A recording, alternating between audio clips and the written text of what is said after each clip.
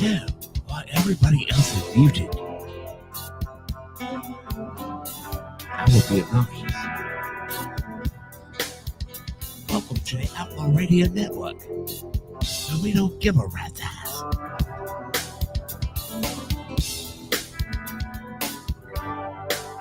Ask your mama.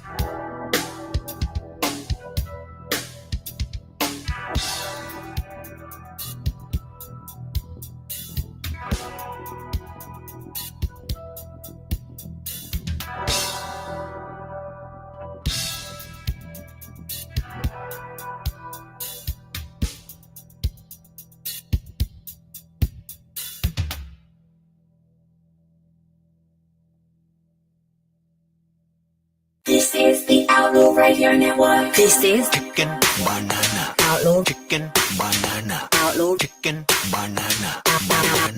Admin a la carte are specialized local experts committed to helping you run your small business, from general admin and sales support to. And then, hey, Mayor Mathews, if you can hear me, just give me a thumbs up in your camera there. Perfect. All right, we'll get going in just a couple of moments. Admin a la carte can elevate your business. Visit admin-a-la-carte.com. Dennis, you can mute me now.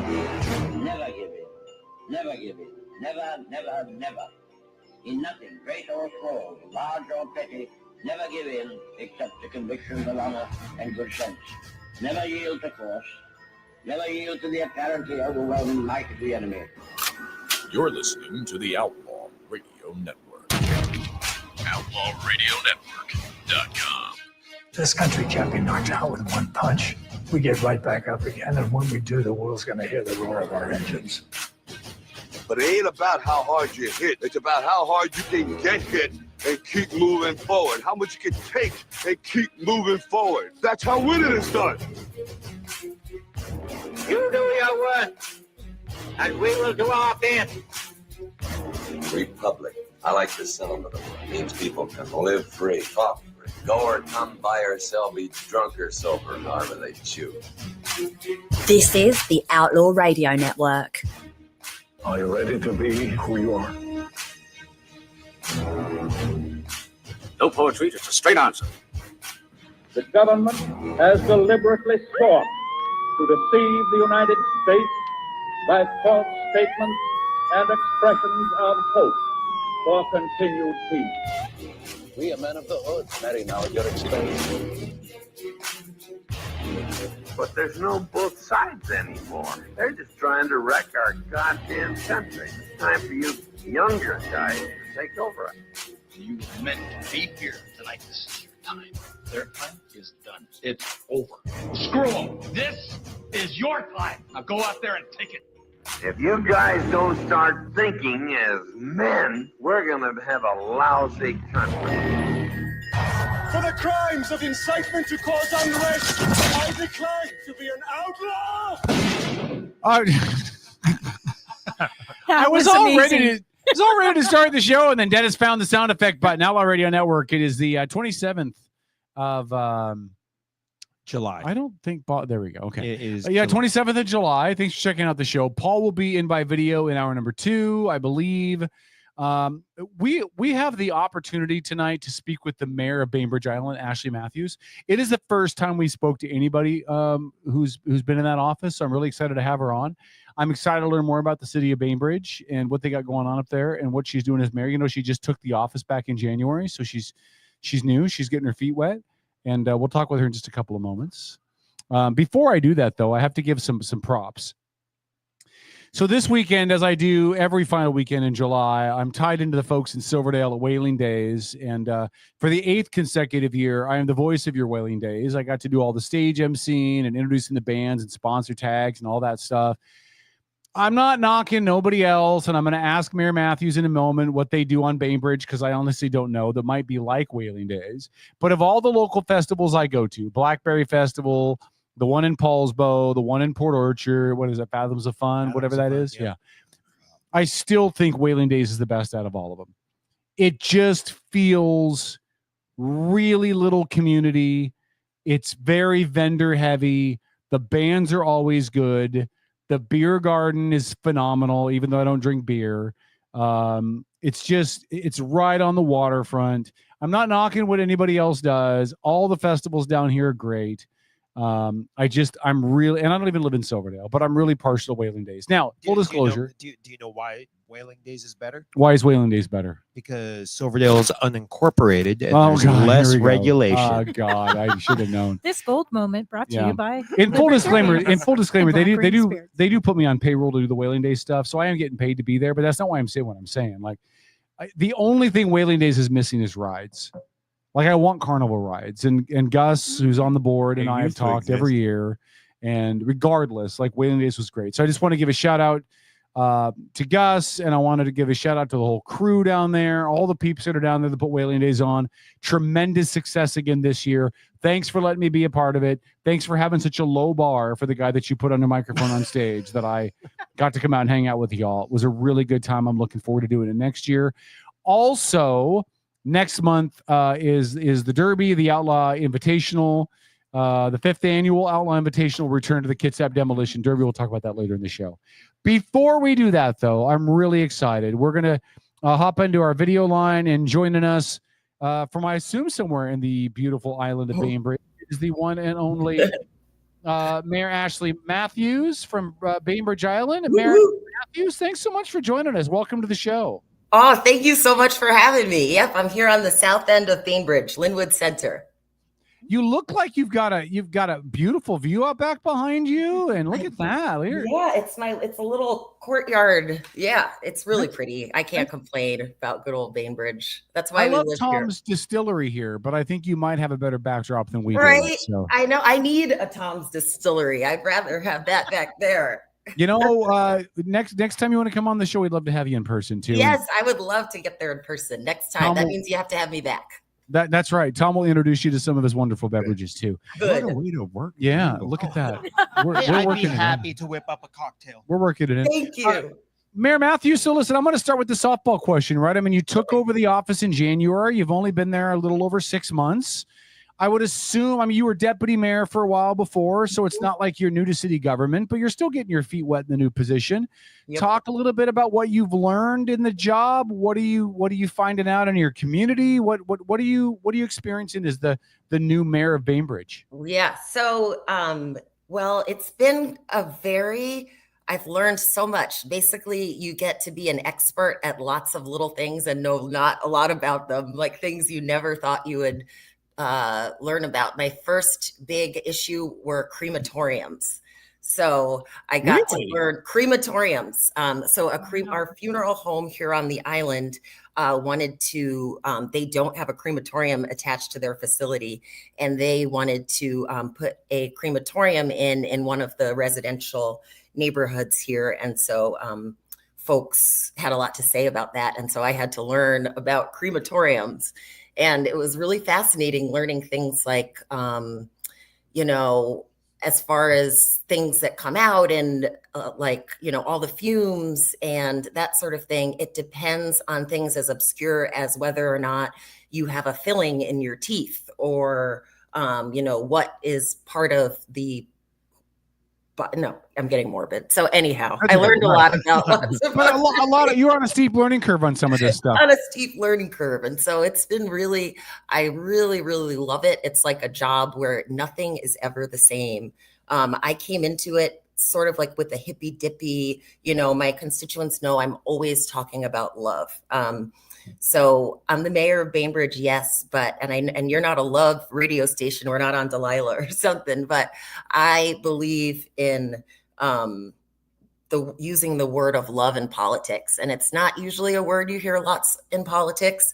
And I know folks are probably sick of hearing me talk about it, but I want folks to be in love with Bainbridge Island. I want folks to be in love with each other.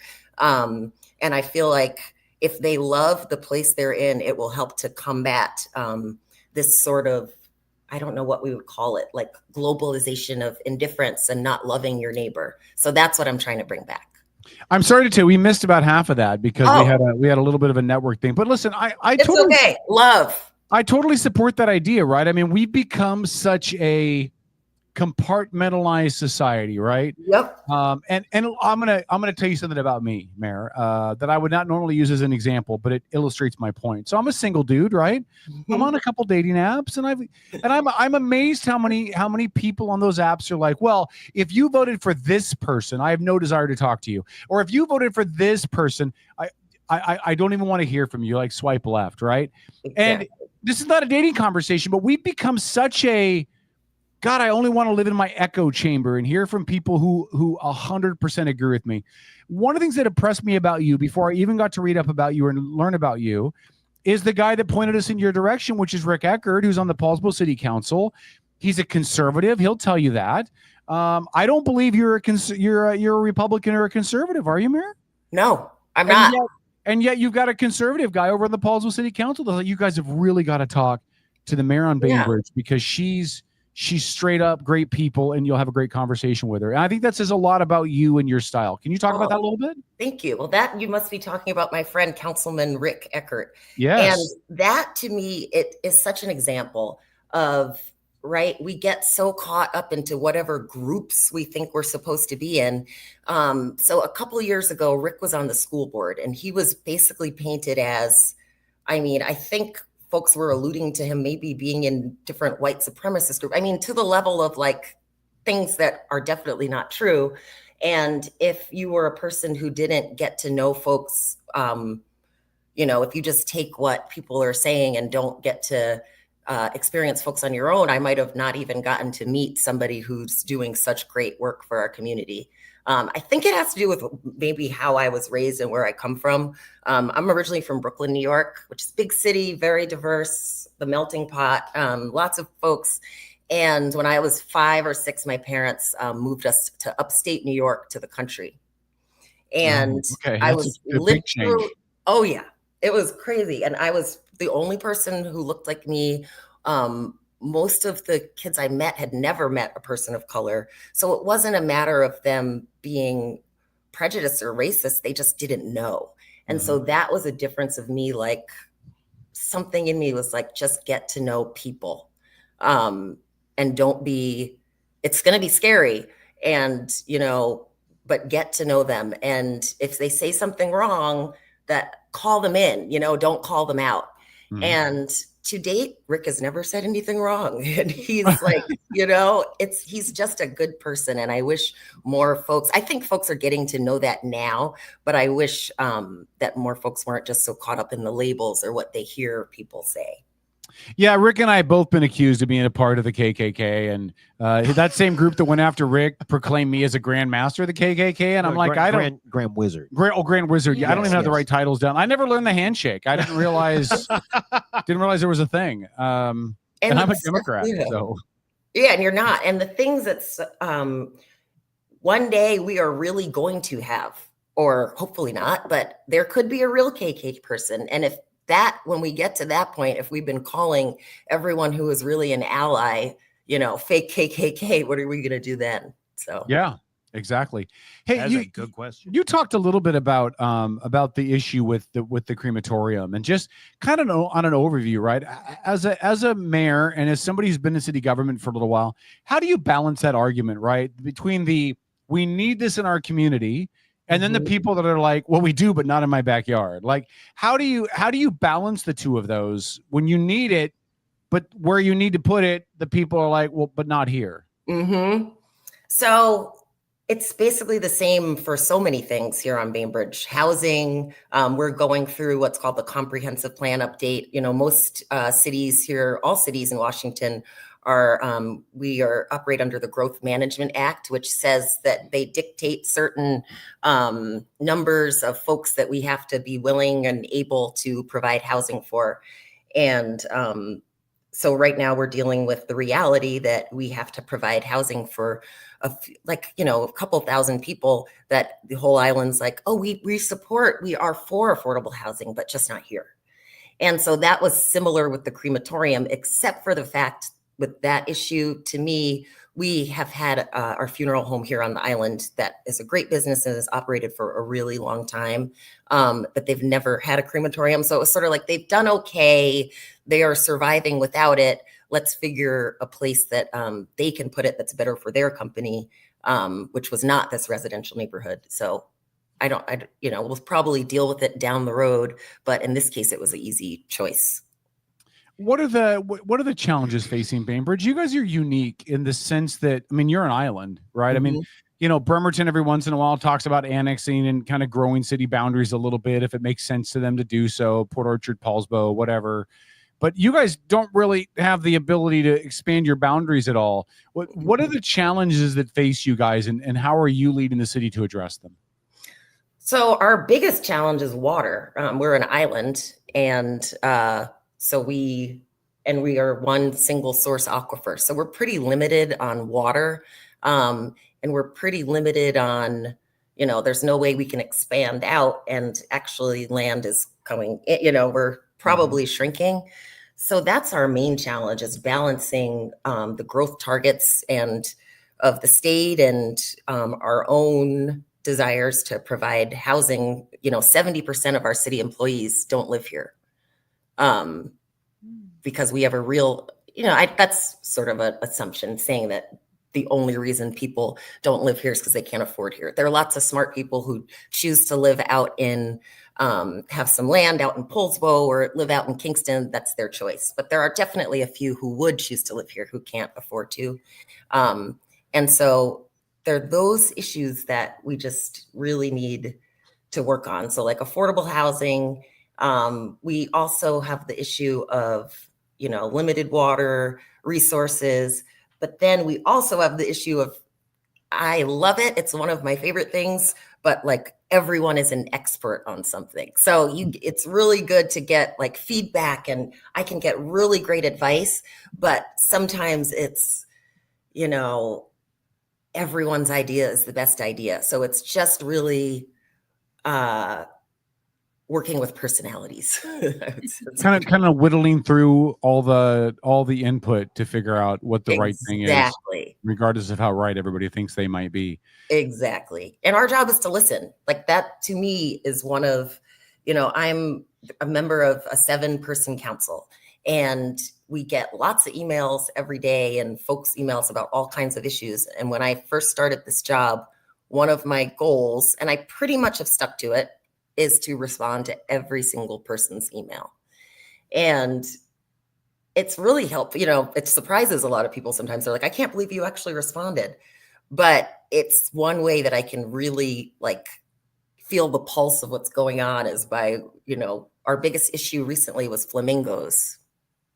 Flamingos is an issue? Oh, yes. Okay, explain the flamingos to me. Oh my goodness. And and you're going to have to look at this when we're done, because it's that crazy that this is one of the bigger issues in our community, flamingos. So are they real flamingos? Or are they like no, they're plastic flamingos, like the kind that you stick in the ground.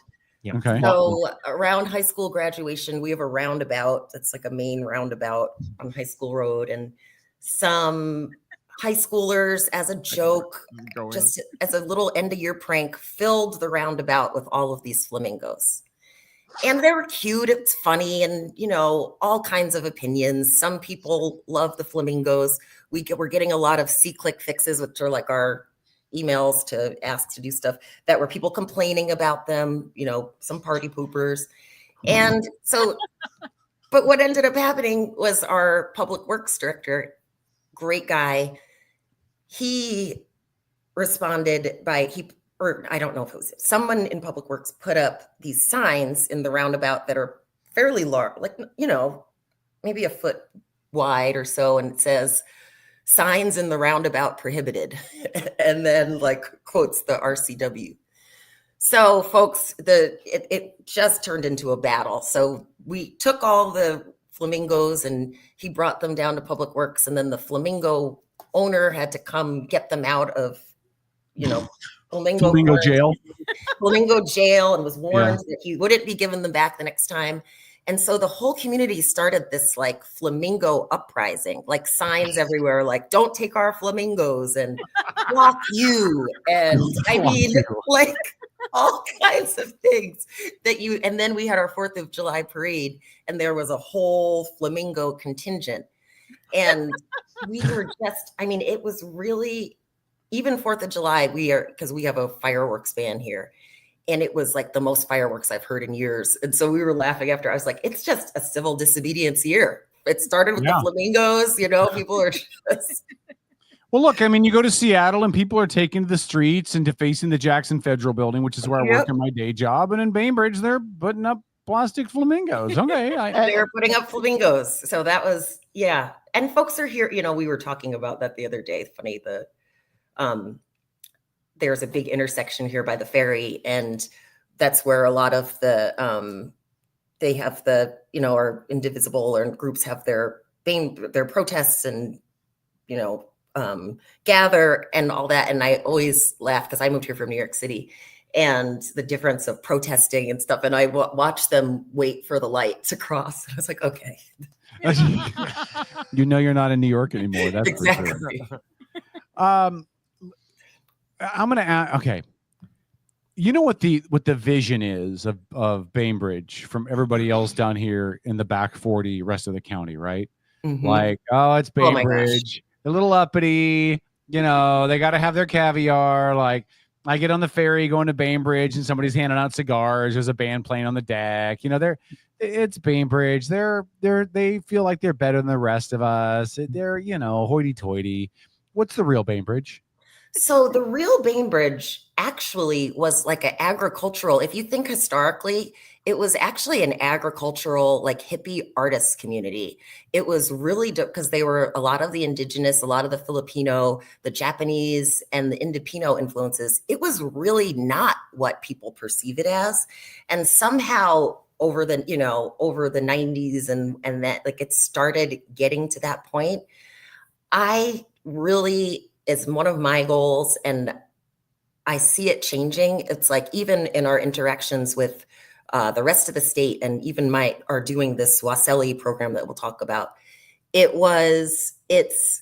We needed to get out of our little silo and our little, we were like, we're Bainbridge, we're over here, we're so special. We don't have to take any of the growth that all you guys do because we're so different.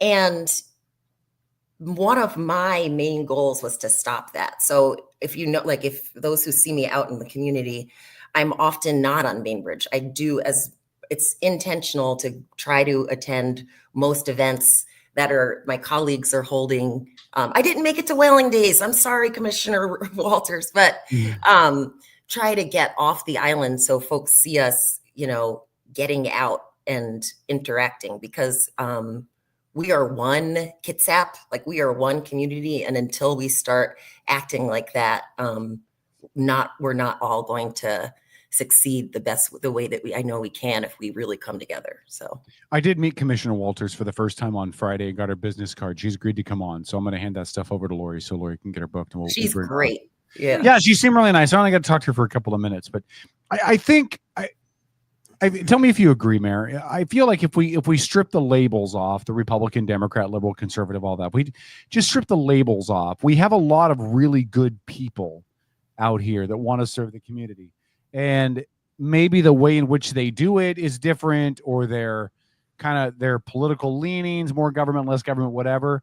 But the quality of people we have, all the way down to city councils and all the way up, for the most part, we've got just some really good people out here serving their communities. We really do. You guys aren't in it to make a lot of money, right? I mean, the mayor of Bainbridge is not going to get rich and as the mayor of Bainbridge, right? This is not a money-making venture. No, it's not money-making venture.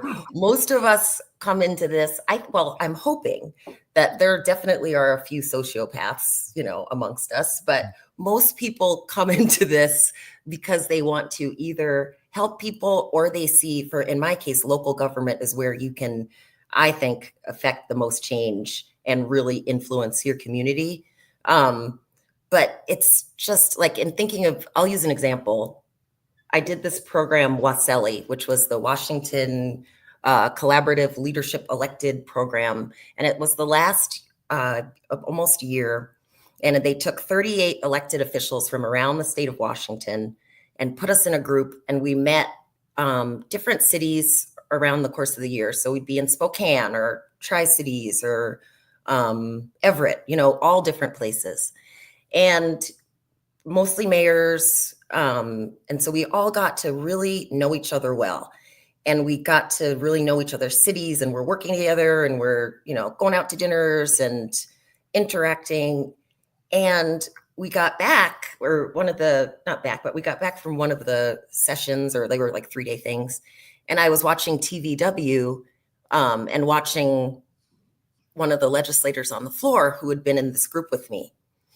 And he's talking about something, and it was the first time that I realized he was a Republican, and not just a Republican, Republican, And I had no idea. It and that's the way that it really should be. Like we should be working together. We should realize that all of our communities are facing the same thing. We should realize that we all have differences, but it's our differences that, make us better. And it's like the things that make us different are, they're not bad. And so it's been an adventure. Yeah, it's always, again, we talked about this a little bit earlier too, but it's always curious to me that we we leap to a judgment call based on somebody's politics. How do we start to change that? I mean, I think you are a great example of that start, right? Just the ability to reach across and talk to people. And I'm not getting the impression there's any demonization. Oh, you're MAGA or whatever. I'm not going to talk to you, or I can't work with you, or I can't reach across the aisle. But how do we start to change that in our society, right? Because it is so pervasive on just random, generalizations on people that are your neighbors just because of how you feel like they voted. Love. For real. I mean, that's what, there's so many ways to think about it, but it really has to be love. I mean, there's there's quotes on, the moment we choose love, we begin to move towards freedom. Love is the only force capable of changing an enemy into a friend. I mean, that's what it's going to take right now, I think. Is there anything that you guys can do at the city level? I mean, I'm asking this about Bainbridge, but I think every mayor's office in every city around the county can be asked the same question. Is there something that you can do from the mayor's office to start to trickle that down to the residents? We have to model the behavior, right? So for me on Bainbridge Island City Council, it's a nonpartisan position. That means that if you are serving on Bainbridge Island City Council, it doesn't matter if you're a Republican or a Democrat. That has nothing to do with your job. You're there to support the community, the folks who elected you. They can be both Republicans and Democrats. So one thing that we can start doing is to really work on our language that we use. And so I try to make sure that I'm talking to all of my citizens as a whole and not only talking to one or demonizing one or making one or the other feel like I'm for that. That's not the issue. The issue is our community and what our community needs, and that's nonpartisan. So I think the more we can start to get away from, we're in our corners right now, and folks need to step out of their corners. The bell has rung. We've had the fight. Now it's time to come into the middle of the ring, shake gloves, and just become a little bit more purple. Yeah, amen to that. Yeah. Do you feel like you get a lot of pushback on the island? I mean, just from either, and I'm not going to ask you to name names unless you want to. That's good radio. But I mean, anybody on the are there people on the council or people within the government or people that you're working with that are just pushing back on that hardcore? You can't talk to them. They're a Republican or that type of thing. We actually don't. I think we're good in that way. We don't have that. We'll have, I'm trying to think of a nice way so there are obviously folks who are sometimes more performative actors in their, whatever they're fighting for, it's not real, and they're in their echo chamber. And so oftentimes, no matter what anyone does, those folks are going to complain, that you're not fighting for X or fighting for Y. But the lucky thing for me is that I try to lead with love and to respect people and to I try to just be nice and give it back. And so people are usually, I haven't had anyone be that bad to me yet, but we'll see.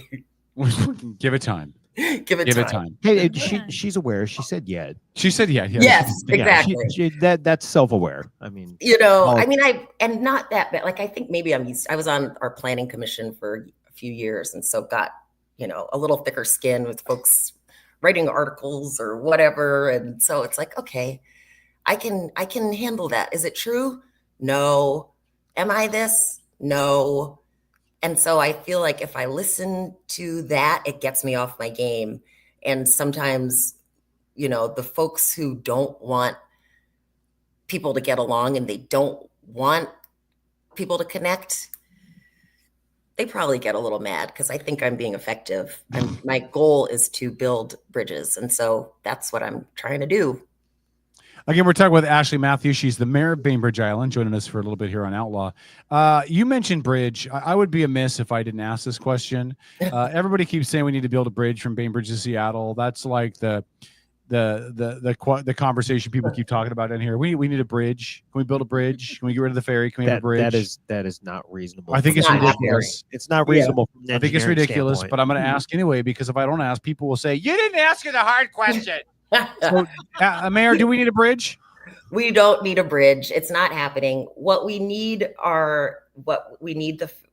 reliable ferry system, which they're getting. They have been doing such great work. Kudos to everyone there. Hold on, Mayor. Hold on. Here we go. Okay, so listen, I like you a lot. I think you're phenomenal. I would love to sit and talk with you politics forever, but the fair, well, and in full disclosure, right, we've been dealing with a half-step ferry run in Bremerton for the longest time since COVID that never got restored. But it's back now. Yeah, it's back, but okay, I'm not. I know what you mean, but we're getting there. Hopefully. Hopefully, yeah. It is. I will tell you, the prettiest, the second prettiest ferry run I've ever done is the one into Bainbridge. I love the one up into San Juan's is just gorgeous. You can't beat that. But coming into Bainbridge from Seattle and is just gorgeous. And your guys' downtown is so cute. It's really it's cool. so comfortable walking in and just just kind of being downtown is pretty nice. What I would like would I would love if we had like the old Mosquito Fleet boats, like a ferry from down where I live on the south end, Linwood Center, over to Bremerton or to Port Orchard. That would be really great because we even have a lot of folks who work there who have to commute here. If they could just hop on a little fast ferry, that would be life-changing. Well, Kitsap Transit did propose that, right? They had talked about running some inter-county ferries, and I believe one of the ones they talked about was Bainbridge to Bremerton. I think the other one was Bainbridge to Port Orchard. Would you be in favor of that? Oh my goodness, yes. And I even did the survey to try to vote for it, but I guess they had a bot that went and took the survey and voted for like Silverdale or something random. Yeah. They had like all the votes and they couldn't figure it out, and it was a robot. There was a robot. Clearly somebody in Silverdale really wants to take a ferry to Bainbridge. Yeah. Hey, I want to ask you a couple other questions about Bainbridge and kind of the challenges I know that we're facing in other municipalities around the county, and I just want to see how Bainbridge is handling those. One of those is the issues with the homeless challenges downtown, people with untreated drug or mental health issues. It's put, at least from what we've seen on this end, it's really put the cities in a really bad bind, right? On one hand, you have a group of people that have every right to be where they're at, and based under state and county law, that they're not necessarily infringing upon any laws by doing it. But you've got property owners that are like, I don't feel safe. My property value's plummeting. And there's a lot of public health and safety concerns as well. How challenged is Bainbridge in that issue, and how are you guys choosing to address it?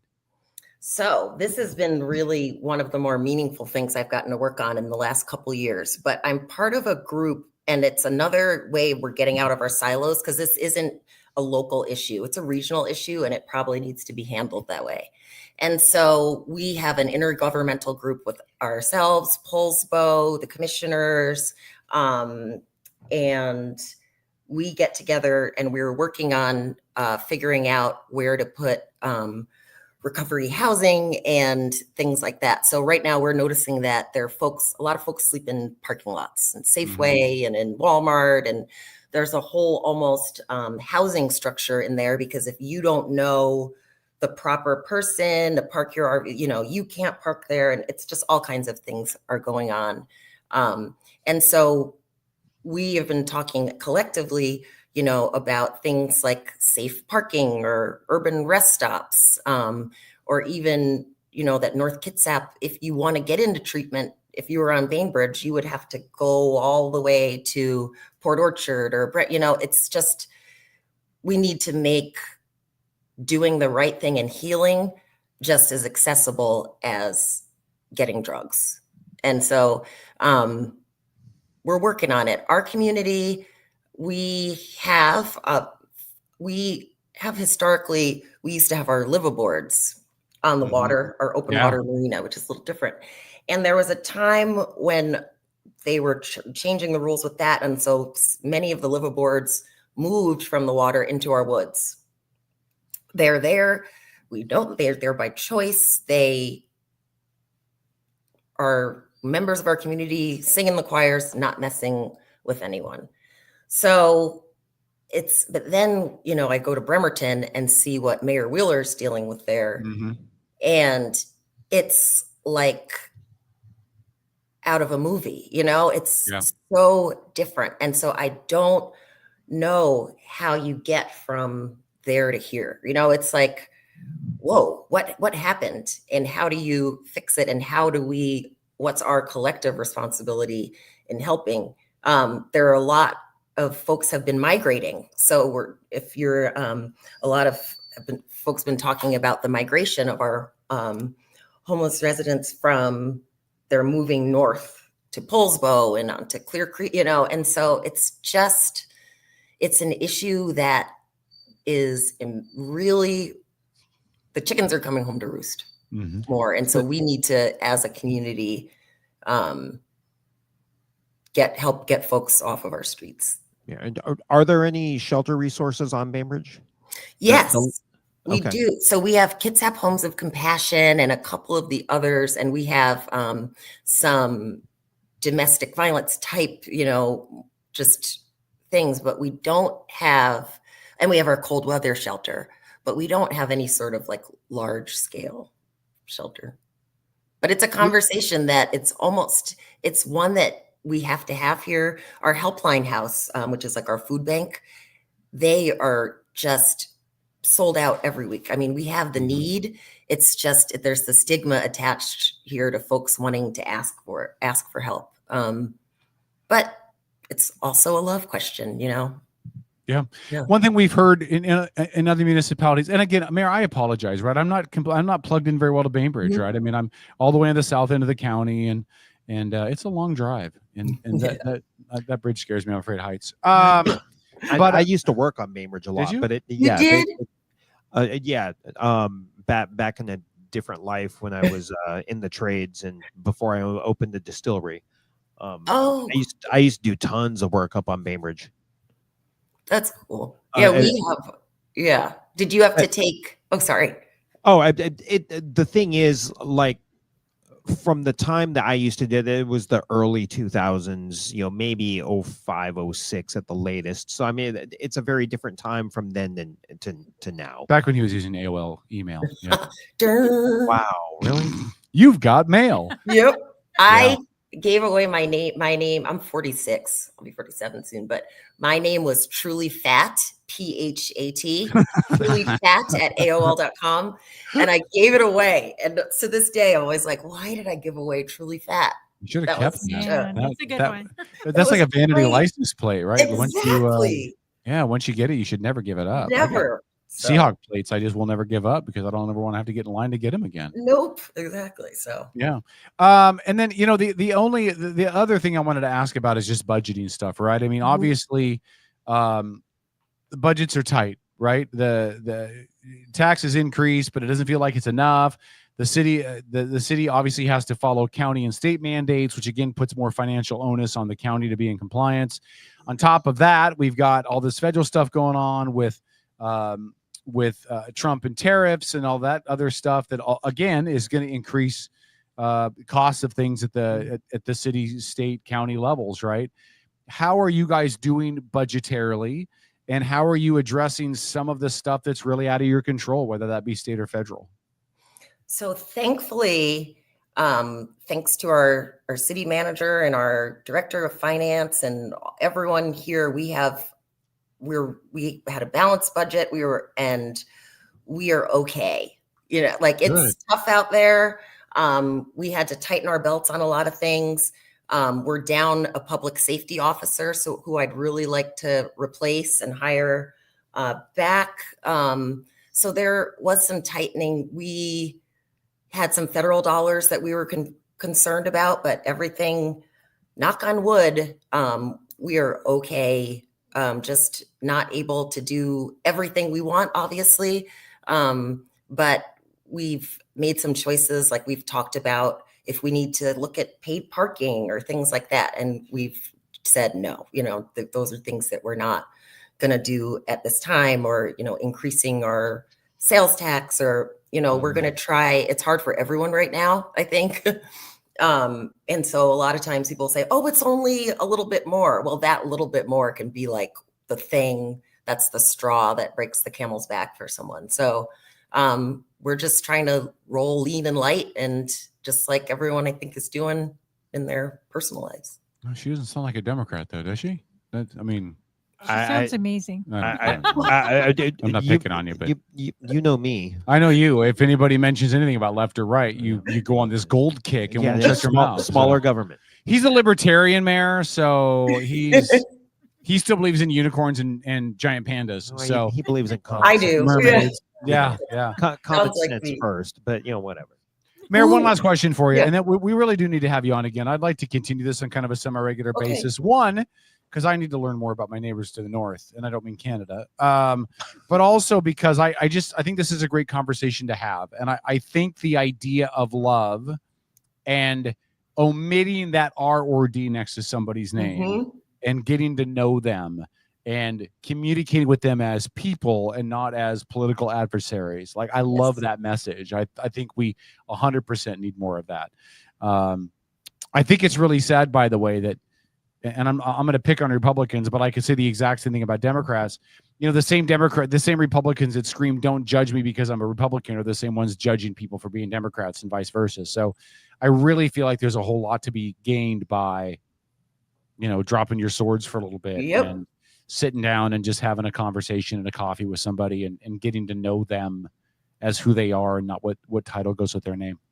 Yeah. But one other question I wanted to ask you about is, tell me something unique about Bainbridge, like something that I, as an idiot in the South, would have no. Tom looks at me like you're always an idiot, Kevin. It just doesn't matter where you live. But it's just something about Bainbridge that I would fall in love with, whether it's a business. Don't say the Blodell Reserve, because everybody knows about the Blodell Reserve. So that would be cheating. But just something about Bainbridge that those of us that don't venture up there should carve time out to come up there and see. Yeah. So if you come to Bainbridge, most people go to Winslow, which is like the main drag by the ferry. But there are other parts of the island that have little like pocket neighborhood centers, they're called. And where I live is called Linwood Center. And it's this like little European looking village, like chalet sort of village down here on the south, but really good food, a great Mexican restaurant, just really beautiful and gorgeous place. I would say something that people don't know. Yeah. Linwood Center is the theater still there? Yes. Cool. Yep. The Linwood Theater is still here. Exactly. It's just a really cool place. And when you were talking about Whaling Days, we have a festival that is called the Scotch Broom Festival. The Scotch Broom Festival? Yes. Okay. And no one ever knows when it is. It's a pop-up festival, like a gorilla festival. What? A gorilla parade. And they crown a queen. And all of a sudden they show up in like a vintage Mercedes with Scotch brooms everywhere every year and do this parade. So everyone's always trying to figure out when the Scotch Broom Parade is, where if you see Scotch Broom missing, and does it come with a side of Benadryl? It probably should for me. Zyrtec, Benadryl, and all the floaties. That's their sponsorship opportunity. They're missing out on that. This year's Scotch Broom Parade brought to you by Benadryl. That's a good idea. We have a bagel shop now that is amazing. Really, really good. Briny bagels, that's good. But mostly I would just say the New Yorker in you, isn't it, with the bagels? Yes, I needed bagels and pizza. Like those are yes. Yeah, I am curious. Where'd you move to upstate from Brooklyn? So I moved to the Catskills. Grew up on the ski mountain, ski Wyndham. Okay. Yeah, my family is from Rochester, so. Oh, yeah, that's like more up. Yeah, even colder. Yes. Catskills, isn't that where Dirty Dancing was based? Was in the Catskills? It is. And it was where Mike Tyson had his studio in my town. So really? Yep. So his boxing gym was like a couple doors down from my mom's travel agency. So I see Mike, and pretty cool growing up there. Wow. All right. Well, we're just going to assume that Dirty Dancing was about you then. It was. Nobody puts baby in the corner. Nobody puts Ashley in a corner. No. That's awesome. And listen, just to promote this a little bit, any cool stuff going on in Bainbridge this summer? Any festivals, carnivals, fairs, big events, farmers markets, stuff like that you want to highlight? Oh my gosh. Besides the Scotch Broom Festival, which nobody knows the date on. So she can't promote it. Tom, are you paying attention? It's a gorilla. Yep, it's a pop-up. I love that idea. I love that so idea. gorgeous the whole rest of the summer here. We have just come visit our wineries. Come, it's welcoming. Don't think of any of the stereotypes you used to hear about Brain Dead Island. All of those folks are gone. It's only the really cool people who are left. I'm And so proud of you for busting out that joke. see, I was half tempted to do it myself because, I mean, back in the day when I was spending a lot of time on Bainbridge, yeah, it was that, the jokes about clear-cut Bainbridge. yep, yeah, people Yeah. still have those Oh, yeah. license plates. So, I would just say give us a chance. We are a really, really cool place that probably got a bad rap for a while. So, and help us. We need all the help we can getting off that high horse. It takes folks coming in and ragging on us, and just stick it to us a little bit. Okay. Mayor Ashley, I'm going to put you on the spot with something too. And I'm going to tell you, you don't have to answer right now. I'm just going to drop this in your ear because I did not know about this until yesterday. But I don't know if you've heard of Doc Blackwell. He is, Oh my gosh. Okay. You know Doc then. Okay. Yep. So Doc is doing this big event in August on the 23rd, his annual Doc Loves the Kids Day. Yep. What Doc called me yesterday, and they have gotten a dunk tank. And they're going to run a dunk tank for 3 or 4 hours, and they put us in charge of it. Us Yahoos are in charge of it. So as the mayor of Bainbridge, because some of you volunteered to be in the dunk tank. Oh no, but I volunteered to be in the dunk tank. I don't think I volunteered to run it, but that's fine. I'll run it. Okay, so I'm going to give you the offer, Mayor. I'm not going to make you answer on air because I'm throwing this at you at the last minute. You had no idea the softball was coming. But if you want to volunteer to sit for a half hour as a mayor at Bainbridge in the dunk tank for Doc Loves the Kids in Bremerton, think about it and let Lori know. Okay. And we'll figure out a time. And Okay. I'm going to reach out to Mayor Wheeler, and I'm going to reach out to some other peeps. Fun. And each of us will take our turns. Tom. Oh yeah. Yeah, we'll all take our turns. It all goes to good cause. No, Paul, love it. Lori is the organizer, said she's not going to wear a swimsuit and volunteer for that. I was going to bust out the mankini, but we'll leave it at that. Okay, I'll wear a Busting mankini. out anything is questionable. Mayor Mathews was like, well, I was thinking about it till he said that. And suddenly I have Thinking about a mankini, but now, I got to wash my hair. She has a nail appointment that day. Mayor, Mayor Ashley Mathews, Mayor of the city of Bainbridge Island. Mayor, thanks so much for taking some time and joining us on the Sunday. I really hope we can get you in person. Rick said he would love to come down with you in person next time if we can work something out. I would love it. Yeah, we'll come back. And I think when we do that too, we'll focus a lot more on that conversation about that working across the aisle stuff and how we do that and how we enforce some change and all of that. So Let's I change hope the you had a world. good time. I hope this was as fun as Rick Leiden said it was going to be. It was fun. It really was. Let's build some bridges and change the world. Let's do that. Again, talking with Mayor Ashley Mathews. Mayor Mathews, thanks again for coming on, and let's do this again sometime. Thank you. There she goes, Mayor Ashley Mathews of Bainbridge Island on Outlaw Radio. Thank you, Mayor. All right, there she goes. That was fun. That was. I like her. I do too. I like her. And for a New Yorker, she didn't have an accent. No, she did not. No. Yeah. And so many New Yorkers have a thick East Coast accent. Yeah. New York. People that's in Boston. Boston. Yeah, I was gonna say people in Boston. Park the car. Yeah.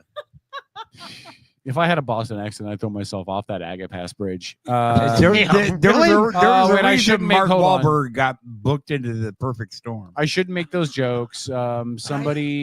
Somebody went off the Narrows Bridge today. I shouldn't make those jokes. What, That's really? sensitive. Seriously?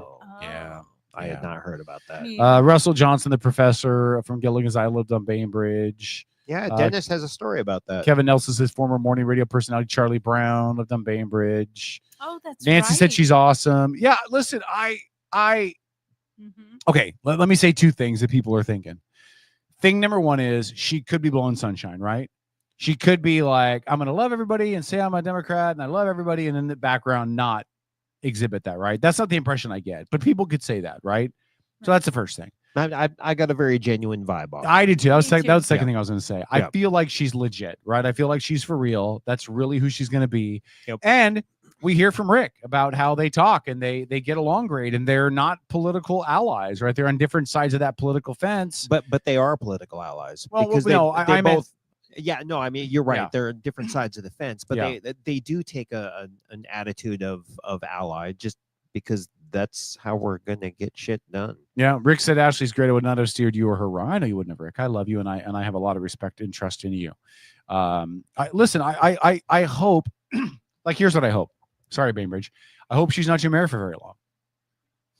I hope that she elevates out of that mayor position into some statewide politics or some state level politics or national, because the people that are willing to see across that divide are the people that I hope are elevating themselves up into bigger offices, so then they can make that happen at larger offices. Like on a county level, she's going to do a huge service to bridging that gap. Hopefully, Because South Kitsap is pretty conservative. That's what we see. South Kitsap's pretty conservative, and the farther north you move, the more liberal it gets. That's kind of my experience in this county. But one of the things she brought up that I think is Bainbridge Island's first hurdle is they do need to get a little more humble. You know, I don't think things have changed that much. I don't know. You know what since she I said? spent a lot of time on the island. She said, give us a try. No, Like, that's I not agree. I mean, that's not a you're lucky to have us. That's a I acknowledge that she mentioned Brain Dead Island. We didn't have to bring it up. No, So no. there's an acknowledgement there that the rep is out there, but we're going to change that rep. So come up and see I us. fought so hard to keep quiet when she said that, though. Yeah. And wanted to name drop Ace Haynes. But Ace doesn't live on Bainbridge, does he? He's in North Kid. He's in Suquamish. Yeah, Rick and Ace are good buddies. Rick will tell us where he Damn. lives. Hey, Kevin, just yes. as a reminder, Yes. Ashley is a mayor for 1 year, and she's elected from the city council. So next year it'll be somebody else. Oh, I did not know that. Yeah, that's how they run. So they don't do citywide mayoral elections. No, they do they're city somebody council. picked by the city council. You know, honestly, I think that's probably a disservice to the city. I absolutely hate that. Well, no. They're all elected to the city council, and then the council elects the mayor from within. No, I still think, I get. Yeah, I still think that's a disservice to the city. I think it's a cost saving measure. It might be, Yeah. but if she could get 2 or 4 years in as mayor, I think she could really affect some change. Yeah. Well, look, and what do you again, I think she's great, right? Don't get me wrong. Yep. But how much greater would she be with the 2 or 3 years under her belt as she's built relationships with other mayors and the county commissioners on that mayor level? And, Bainbridge Island's got to work really close with Seattle and all of that, right? So I understand. And as she talked about, they're balancing their budget. They are trying to be slim and trim on their budget. Well, so that that's- makes sense. But but property values on Bainbridge are ridiculous. So I mean, they've got plenty of capital and plenty of resources to work with. no, I know. I'm just saying, I don't live on Bainbridge, so I'm not going to beat the drum too much because I don't really have a dog in that fight. But I will tell you that in just a short chat with her, I'm impressed. Yes. And if I was on Bainbridge, I would certainly want to see more and hear more. And if she is what she appears to be from the initial interview, 1 year would not be enough for me, right? Like, I would want to see what a 2, 3, 4 year term looks like and how she can really instill that idea of love over title, love over party. And then go up from there, because And then I go up think from you're there. right. I think she'd be great on the state level somewhere. Yeah, I just think we need more people like her, right? I'm not going to throw eggs at Michelle Caldier, but I'm going to throw eggs at Michelle Caldier because if you no, listen, not about that, about this. So if you take a look at the TV commercials she's running, she's back to blaming Democrats for You everything. watch TV? Kevin? Yeah, I watch I TV. said occasionally. I have not seen the Michelle Caldier But she's back blaming Democrats for everything. Oh. The largest tax hike in state history, and she's Here- not wrong. Well, did she vote? Let for me it? help you all out. I went to a movie that for me and one other Yeah. person I paid $60 Wow. to go to. Yeah. And what did I have to sit Was it through? at one of those adult movie houses on Callow? No, No. it was that big movie theater in Gig Harbor. Oh, Galaxy. And I had to sit through a Michelle Caldier commercial. Yeah. Movies and mixers. No. She's No. just paying for advertising before She the pays for movies. Yeah. advertising. Yeah, so I had to sit through a Michelle Caldier commercial in a movie that I had to pay $60 to get into. Okay, but And it wasn't even a good movie. Okay, but let's be honest. What movie was it? We need to have more balance, right? Oh, yeah, So totally we agree. need Michelle to get in. No, hold on. I'm not knocking Michelle. But you I'm are. just saying that it's a difference in delivery, right? On Mhm. one hand, you have Michelle, who's not wrong Right. when she says, we just had Democrats. the largest tax hike in state history. Yeah. Funding is out of control. Democrats have been running things. We need to get more balance. Like, she's absolutely right. But at some point, I grow tired of hearing politicians blame another party, no matter how right or wrong it is, right? Because you're just blaming. Like, I want to hear you talk about you. What are you going to do? How are you going to fix the gap? And a lot of politicians, I'm not saying this is Michelle, but a lot of politicians are more focused on what the other party is doing wrong than what they're going to do right. And what I liked about hearing from Mayor Ashley Mathews, Mhm. she, at no point did she say anything negative about any other party or any other person. No, she talked Correct. about Yeah. how she's going to lead in love, and she Yep. wants to be an example, and she's changing the way that they're phrasing things and how they're talking about things on Bainbridge Island to start, as I called it, trickling down that idea to the people, right? And Yeah. that's what she talked about. I can get totally behind that. Again, I'm not knocking Michelle. It's just you hear a difference when you talk about a lifelong politician. So not Right. lifelong, but somebody who's been in a position for a really long time and has learned the verbiage in the games. And I don't mean games in a negative way, but you have to play political one-upsmanship, right? Right. That's Michelle. Mhm. She's learned how to navigate that environment. And maybe if Ashley was mayor for 4, 8, 12 years or whatever, she would have to learn those terms as well and have to play that game. Maybe. I don't think so. I'm just acknowledging that she hasn't had to do it as long, so there can be a learning curve. Well, and she might be the unicorn, right? She might be. Yeah. Thing is, I think she's the type that I respect. Someone who, okay, you've got your leader, but your leader leads by example. Yeah. Not by dictate or, do it this way because I'm the boss. They just lead by example. And that's kind of the vibe I got off of her, because of that genuine thing. Patrick said you can find grass-fed free-range steaks and fish line on the island. I will gladly go for some steaks. Fish line, yeah. is that just fishing line? Is that what you're talking about? Is fish No, line I their think food bank? he's saying at the food bank, you're getting grass-fed steak and fish. Oh, really? Whereas, at And the that's food- from the fish line. So, Oh, which is okay. Paulsville, they call it the fish line, which is a food network. Oh, like a helpline. Oh, like a Yes, food yeah, lifeline. yeah. Got it. Okay. No, that's awesome. Look, let's all Even go. the people that have been poor, to let you know. Can we all go up and do a day up there? Yeah. Can we just, as a crew, go up there on like a Saturday Only morning? if we go slice too. We can. We This can is- hit slice. because this piece of equipment here that you purchased. No. I'm not talking about it- us doing a remote. I We don't want to should, do a though. remote. I'm talking, No. but we're able to record. Yeah, we could. We go up there, volunteer, and record segments. Yeah. Yeah. So Terry said that she likes her, but she would have liked it if I'd asked the question about the flamingos. We kind of talked about the flamingos. I didn't want to waste a lot of time with the flamingos. I think the whole flamingo thing is dumb.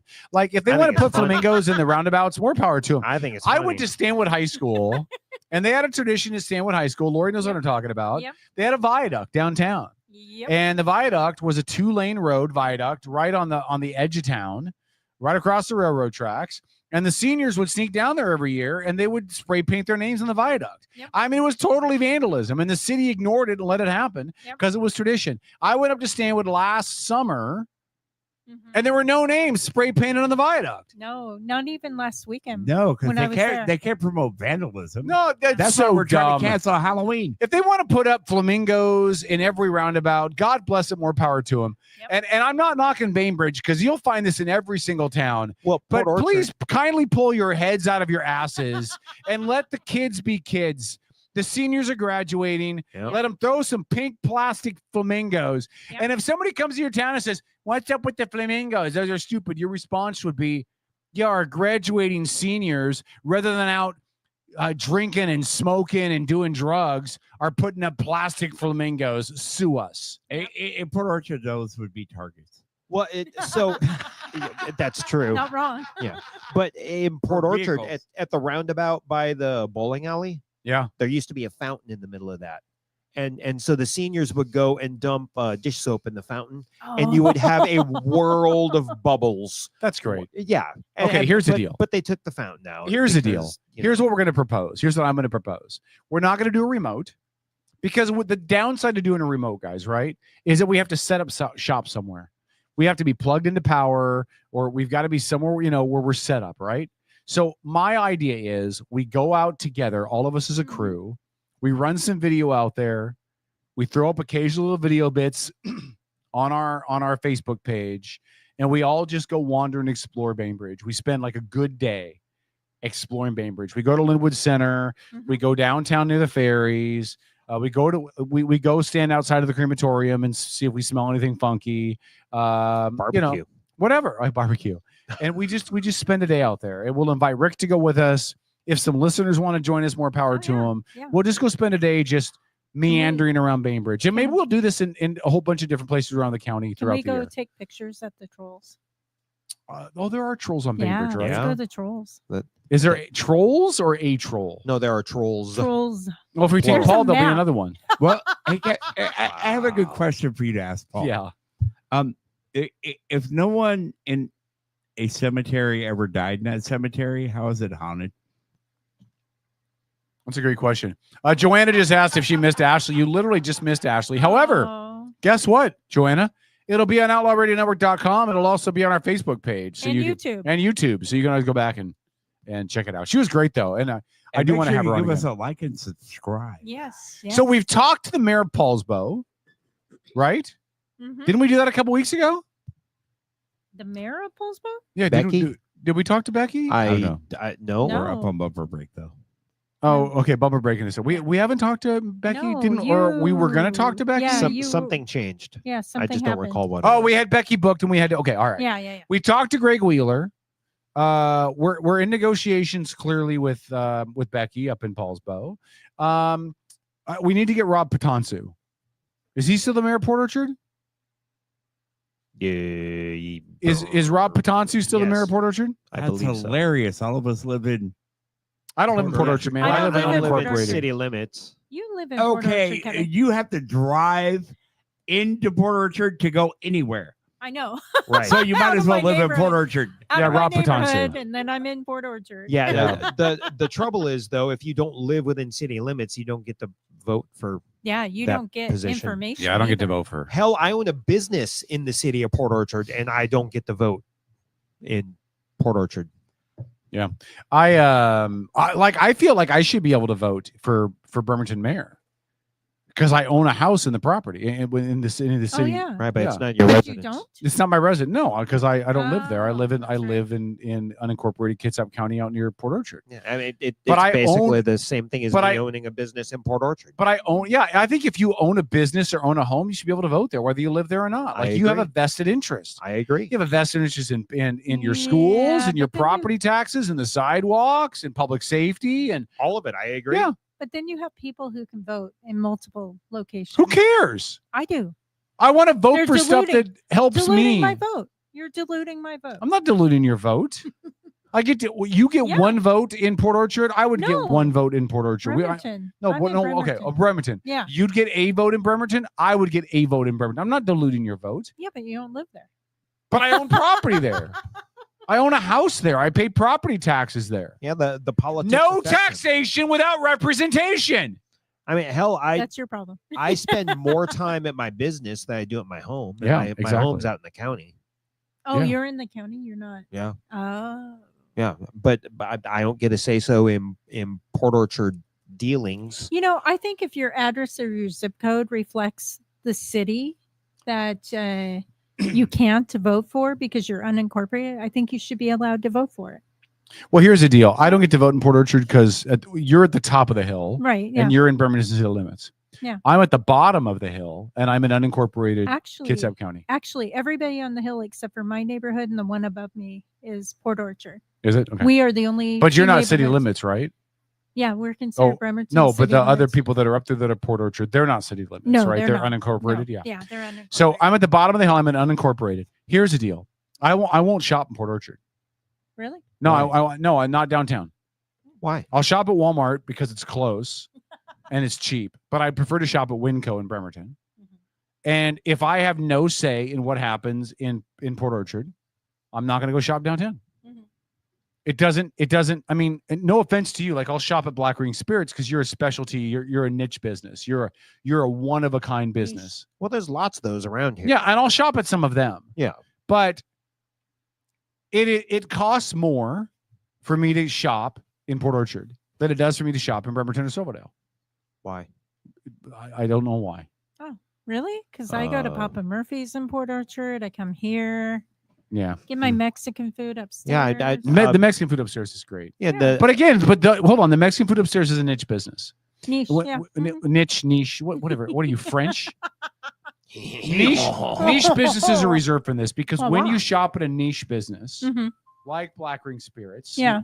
I keep losing my headphones. There we go. Like Black Ring Spirits, like the Mexican restaurant upstairs here in the mall. Yeah. Those businesses, I'm assuming that your alcohol is probably more expensive than if I went to the mega alcohol store on Wheaton Way in Bremerton that carries like 8,000 different kinds of alcohol. Is that true or no?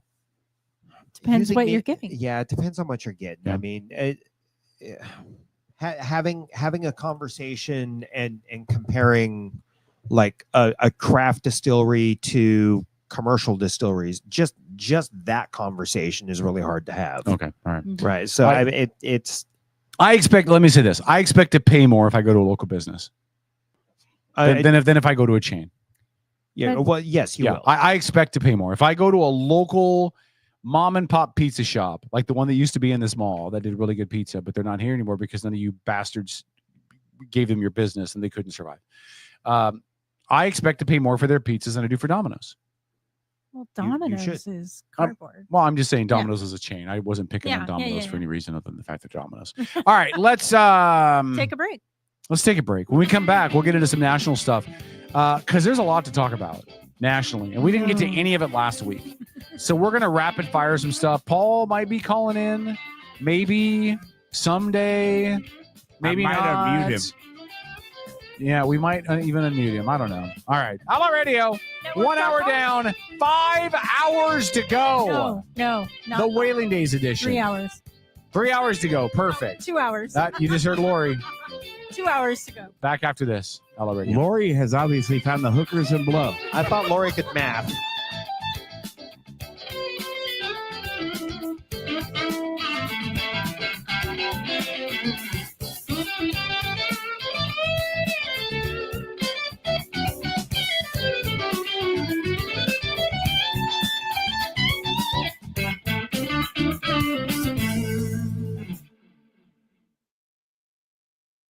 Admin a la carte are specialized local experts committed to helping you run your small business. From general admin and sales support to marketing, digital media and technology to real estate and compliance, Admin a la carte's only goal is to take your business to the next level. Find out how Admin a la carte can elevate your business. Visit admin-alacarte.com for more information. That's admin-alacarte.com. Admin a la carte. Your business doesn't fit into a box. Why should you have to? Are you ready to elevate your spirits? Look no further than Black Ring Spirits, your local craft distillery nestled in Town Square Mall. Indulge in the smooth richness of our handcrafted spirits, meticulously distilled to perfection. Whether you prefer the bold kick of our bourbon or the subtle sophistication of our gin, Black Ring Spirits has something for every palate. Visit us today at Town Square Mall and experience the essence of true craftsmanship. Black Ring Spirits, where passion meets perfection, unconventionally traditional. On a recent episode of the Outlaw Radio Network, some of our listeners even appreciated you dumbing it down for them. So, on behalf Sometimes of I have to mansplain for people like. By the way, mansplaining is when men explain things to a woman in a condescending tone. I just mansplaining. That's the Outlaw Radio Network Sunday nights at their new time from 6 to 10. Outlaw Radio Network. This is Spike Cohen. This is Jesse Young. I'm Brandy Cruz, host of the Undivided Podcast. And you're listening to my friends on the Outlaw Radio Network.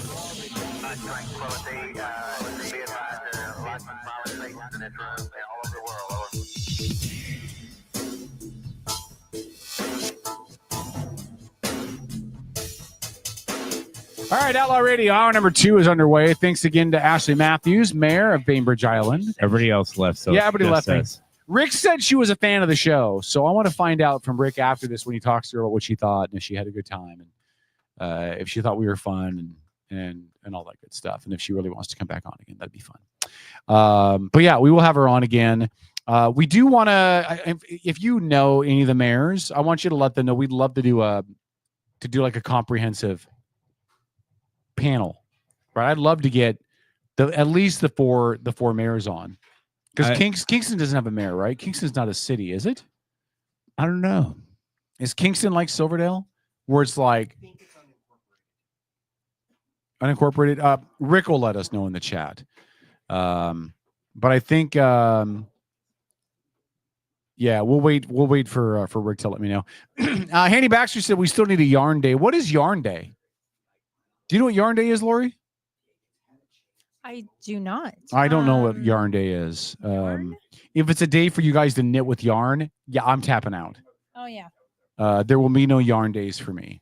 Young American Republican relay neutering? teams. Young American Republican Neutering Day. That's what it is. Whoa. Uh-huh. Not a Republican, but not a fan of neutering. Well, no, but she said she's on the Democrat side. Okay, So maybe Lori, that's what it just don't means. talk into the top of it. Don't be a Paul. All right. So listen, one thing I want to talk about, I want to do this as an overview statement first before we get into these other conversations, right? So here's what I know. Yes, sir. The media, especially the left-leaning media, are literally out to castrate Trump. Now, I don't agree with everything that he's doing. I think in general, he's a garbage human being. And people get mad at me in chat. Why do you think he's a garbage human being?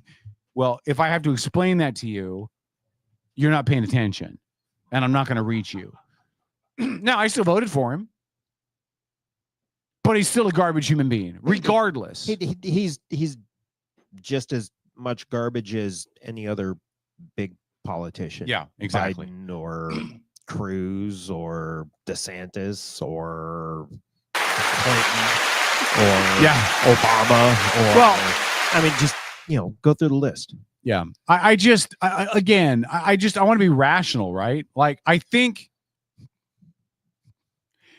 you can dislike the guy and understand why he might have been the better choice of the two candidates. I think you can dislike the guy, but be smart enough to look at what the media lays out and see it for what it is. Okay. The media is running their agenda.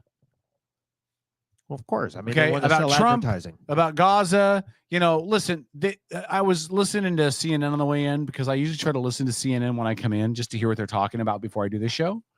And tonight they're talking about how disastrous the situation is humanitarian-wise in Gaza.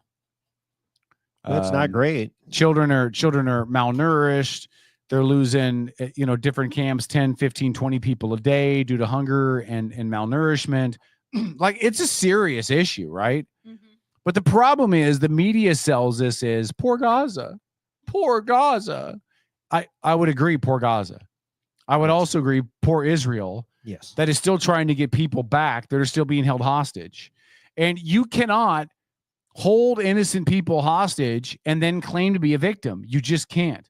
Now, whether or not you want to argue that Israel's gone too hard or done too much, it's a conversation we can certainly have.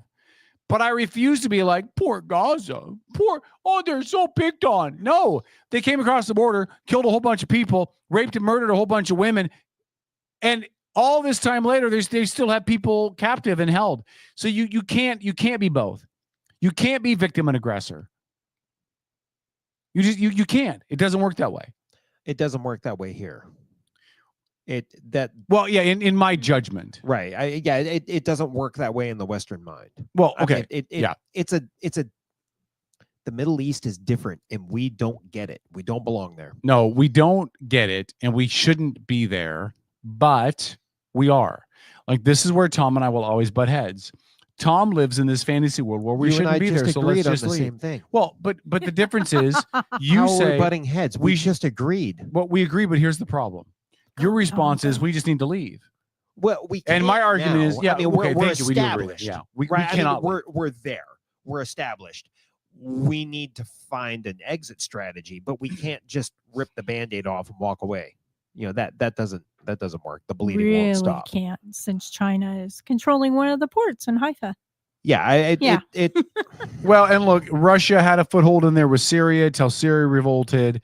I mean, if the U.S. leaves, Israel's in big trouble. And the downside is we have created generations of terrorists. Okay. By our actions in the Middle East, we have created generational terrorism. And if we stay there, we will continue to make more generations of terrorists. And if we leave, it will just fester itself anyway. If we leave, it will be because then it'll be turned around on us. Look, they were here and now they left us. They destroyed us and then they just abandoned us. So we're kind of stuck there forever. Ever.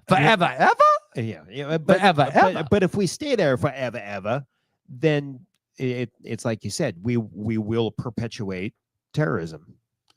Right, just but by if our we presence. but if we leave now, our lack of a presence will perpetuate terrorism at this point. I don't know if I agree with that. You don't think so? No, I think it's going to take time, right? I mean, it's not going to just. I mean, there is no such thing as a switch. We're not going to flip a switch and then all of a sudden everyone's going to be happy and it's going to be sunshine and rainbows. If you're happy and you know, clap your hands. Yeah, but if we can find an exit strategy and we get ourselves out of the region from a military standpoint, hey, stay there. You know, promote trade, promote goodwill, promote things that we should be involved in. But if we go ahead and get out, it's going to take a little time to it's going to take time for the damage we've done to heal. Mm-hmm. But after it heals, I do think if we keep our nose out of business that isn't ours, I think everything will be fine. Yeah, but it's going to take a generation or two. It's not going to be instant. All right, so here's the big news of the day. Have you guys heard about this? The mass stabbing in Michigan. Yes. Did you hear about this, Tom? No. All right, let me read this to you. This is off of CNN.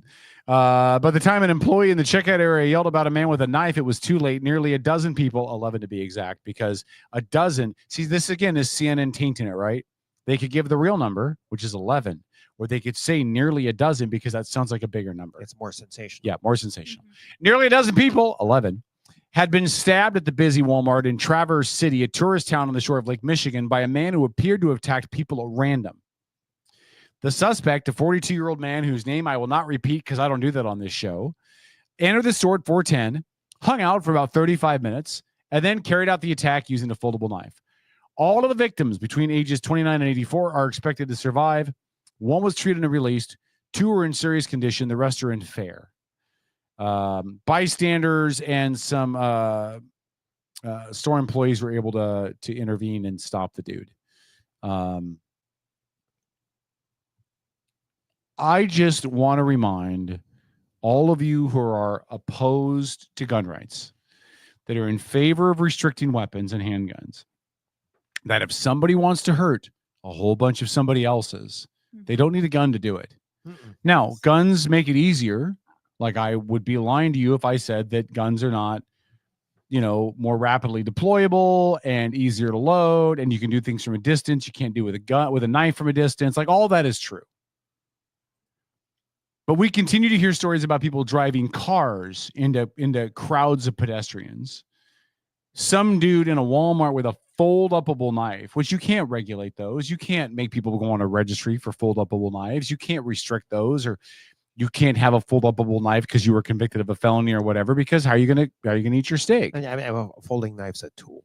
Yeah, exactly. I mean, when you get down to it, so's a gun. But that's a different conversation. So I really do believe we have to get off this kick about how we have to restrict guns because then people will be safer. That's debatable. And if people want to kill other people, they don't need a gun to do it. They'll find other ways to do it.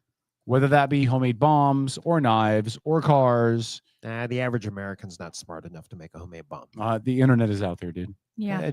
True. I could Google. I'm not going to Google it because I don't want that on my search history when they come after me. You don't know how to delete them. Yeah. Well, but once you delete it, it never really goes away, right? That's true. Yeah. I mean, So they can, your search history. That's why all of Tom's time on Pornhub is forever etched in the annals of history. You can always go to the public library to kidding me? grab that information. I said the annals of history. I think when we're talking about Tom and Pornhub, it should be the annals of history. But go ahead, Tom. It might be. I've seen the end of Pornhub. Have you? Yeah. It says that's it. You've seen it all. You do realize porn is the most ridiculous thing in the world, right? Yeah, you do realize I'm making a ridiculous joke. I'm just letting you know, porn is the most ridiculous thing in the world. So Robert Parker brought up a good point. He No, said, he did not. Yeah, give What is this? The 5th Tuesday in March? Come on. I'm sorry, Robert. Just playing. give that knife issue 24 hours and the press will find a way to blame it on a gun. And he's not wrong. I bet you in 24 hours, there'll be something about we need to get guns off the street. We got to get knives off the street. No. Guns are the gateway to knives, something. I'm sure. Yeah, Nancy didn't like my creation of the world fold-upable. Listen, I'm a trained professional, Nancy. Don't try this at home.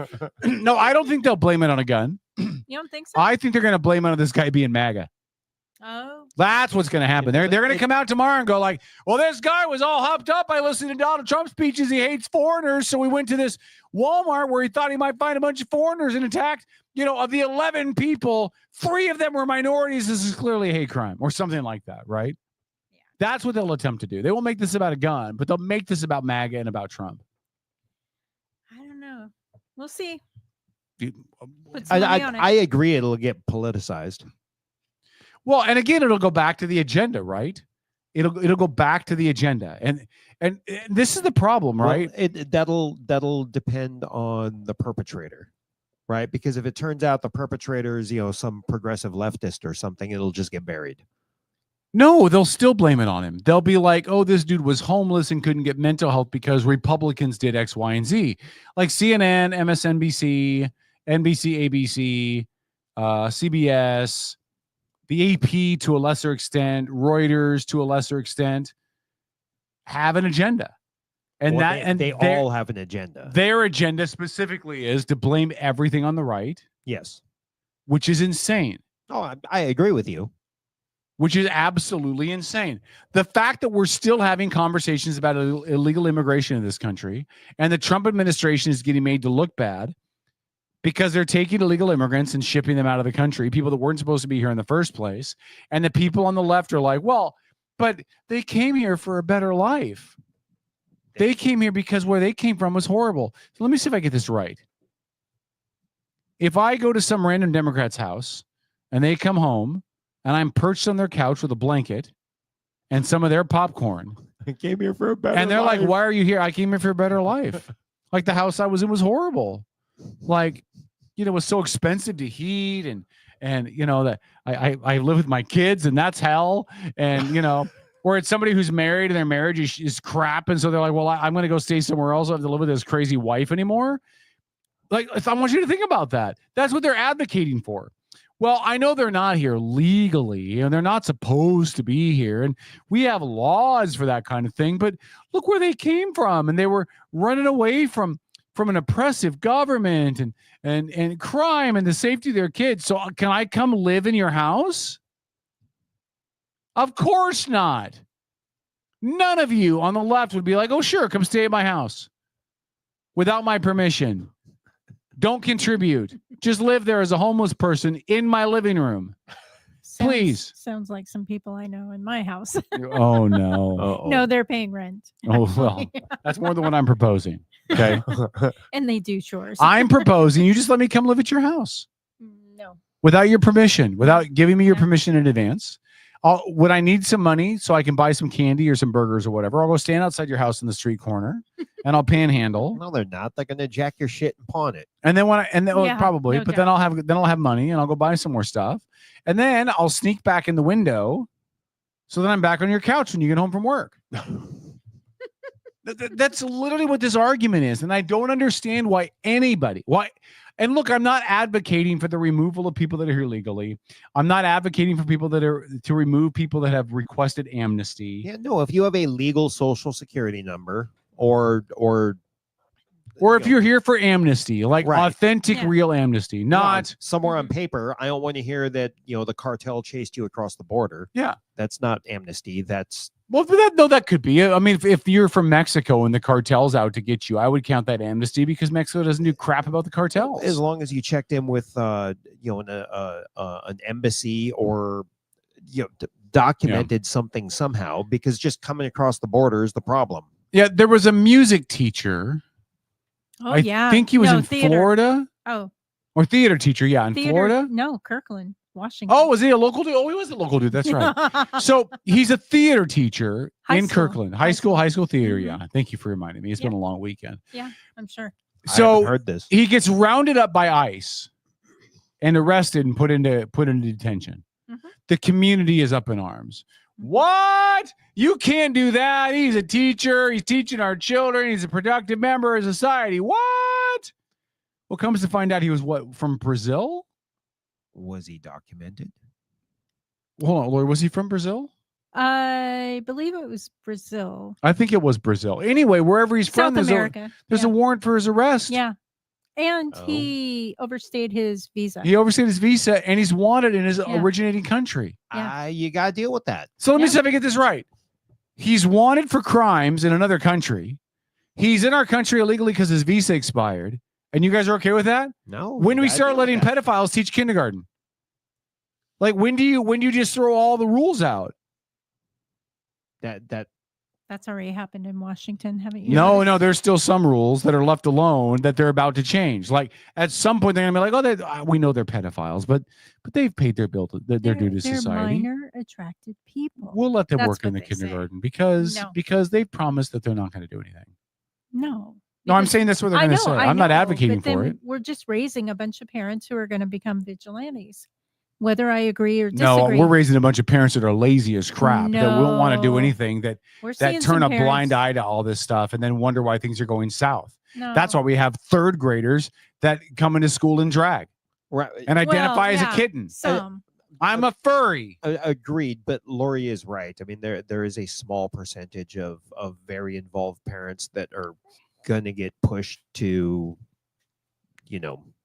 a point they don't want to be. Mm-hmm. No, they're not. Do you know why? Because they've either pulled their kids out and they're homeschooling them, or they're moving out of state. That is, yes. If they can afford it, right? No, you can afford it. Cat boxes in classrooms. Oh, yeah, you can. It's really cheap to live in the South. Right, but the move, the move itself, and the job, and all of that. Yeah. Listen, it is a challenge. And again, I sound like a Republican and I'm not. You're coming out of the closet. It is a challenge, though, when we have these conversations, and we talked about it with the mayor last hour. Mm-hmm. You have these conversations with somebody, and rather than have an honest conversation, mm-hmm. Was that you? Okay. Rather than have an honest conversation, their response is, well, you're a bigot, or you're racist, or you're sexist, or you hate brown people, or you hate minorities, or you're MAGA, right? There's no conversation. And I honestly believe everything I'm asking is reasonable. Mm-hmm. Like, I know Hanny Baxter was in here earlier. She was a member of the Democrat Party. Yeah. I'm not going to assume this is what she believes, but it would be reasonable for me to think that she probably supports a more open immigration policy because she's a Democrat. Well, you'll get to ask her in 2 weeks. Is she going to be on again? Yeah. Look at you booking people like crazy. I know. That is awesome.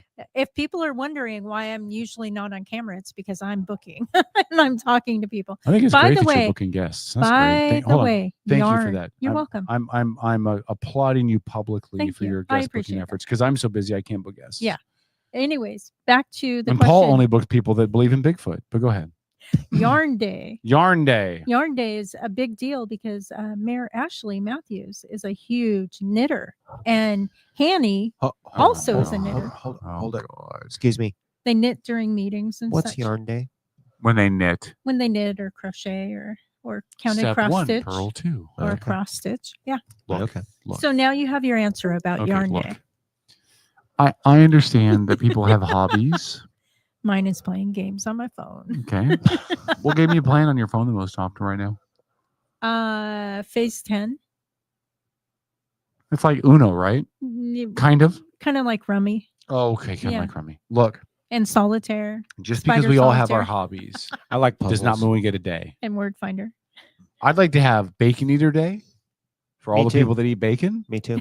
I call that any day that ends in Y. Yeah. Is bacon eating day. That'll be next Sunday. I have not restocked my bacon. Oh, did you bring any food in tonight? No, I didn't. Yeah. I'm sorry. I'm I was here starving. at 5:30. I'm sorry. I'm absolutely You gotta have starving. a It's horrible. you gotta have a garbage burger.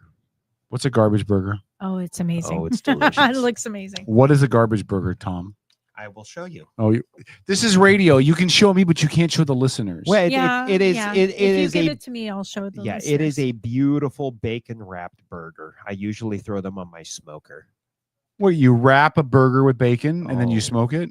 Is the burger raw when you put it when you Hell wrap no. it? Yes. When you wrap it, it's raw, and then you put it all in together and it cooks together. So all the grease and the All and of the it. fat from the bacon All of cooks it. into the burger. Do you have All one of of those for me now? I do not have Then one right now. I hope you die in a fire.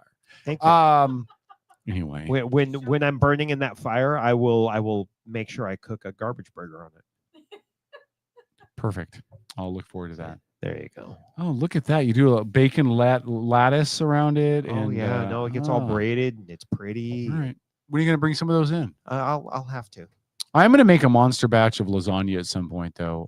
Dennis has talked about having me over for lasagna at his place too, but I want to learn how to make lasagna. Oh, I've never made lasagna before, no. F-Bomb makes a wicked lasagna. But I'm going to make some of it with zucchini Lasagna, instead of noodles. manicotti. Oh yeah. I'm going to use zucchini Oh, instead here of you noodles. go. Oh, yeah. Oh, that looks amazing. That is. Yeah. That's, Okay, when we quit talking about what you're showing people. This is radio and they can't see it. I just showed it to him. My God, they can't see. No, they can't see it. It's too glary. No, I get it. All right. Trump got a deal done with Europe, with the European Union, which, I by the way, does not saw include England because Yeah, they're they on gave him their the own finger thing. and left. I saw a but 10-second bit about that. Can you expand? Yeah, so it sets up a 15% tariff on most European goods that enter the United States. The current tariff is 10%, so it's a little bit higher. That was what Trump put on back on April 2nd. Aren't most U.S. goods going into other countries tariffed? to Generally, some degree? before this, though, the tariff was around 1.2%. So this is, more than, 10 times higher. Right, but if I'm not mistaken, aren't some of the tariffs I've seen, like U.S. goods going into Canada and stuff, aren't they up in the 40, 50, 60%? I know they're higher, but I don't know how higher they are.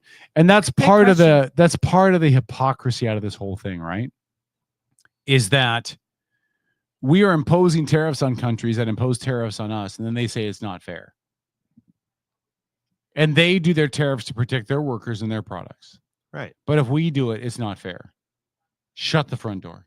Yeah, no, we're horrible. Well, we are, but that's it's curious. 25% Is what for the tariffs from U.S. goods into Canada. is 25%, Yeah. and what is the amount of Canadian goods into the U.S.? I think we're down at 10 or 15% right now. So we have a higher tariff on our stuff that goes up there than what comes in down here. Yes. Okay. So either the tariffs need to match, or the tariffs need to not exist. Agreed. 6 of one, half dozen of another. The tariffs have always existed, though. I get it. I mean, when we opened Black Ring, I brought my Don't my make it racial, Tom. wise ass. When we opened Black Ring, I brought in our still from overseas, and I had to deal with tariffs on that. I get it. I'm just saying, if there's going to be tariffs, they need to match, or they need to not be any. Yeah, they're always going to be there. I mean, there's expense to importing and exporting goods. Yeah. And the tariff has to cover that expense.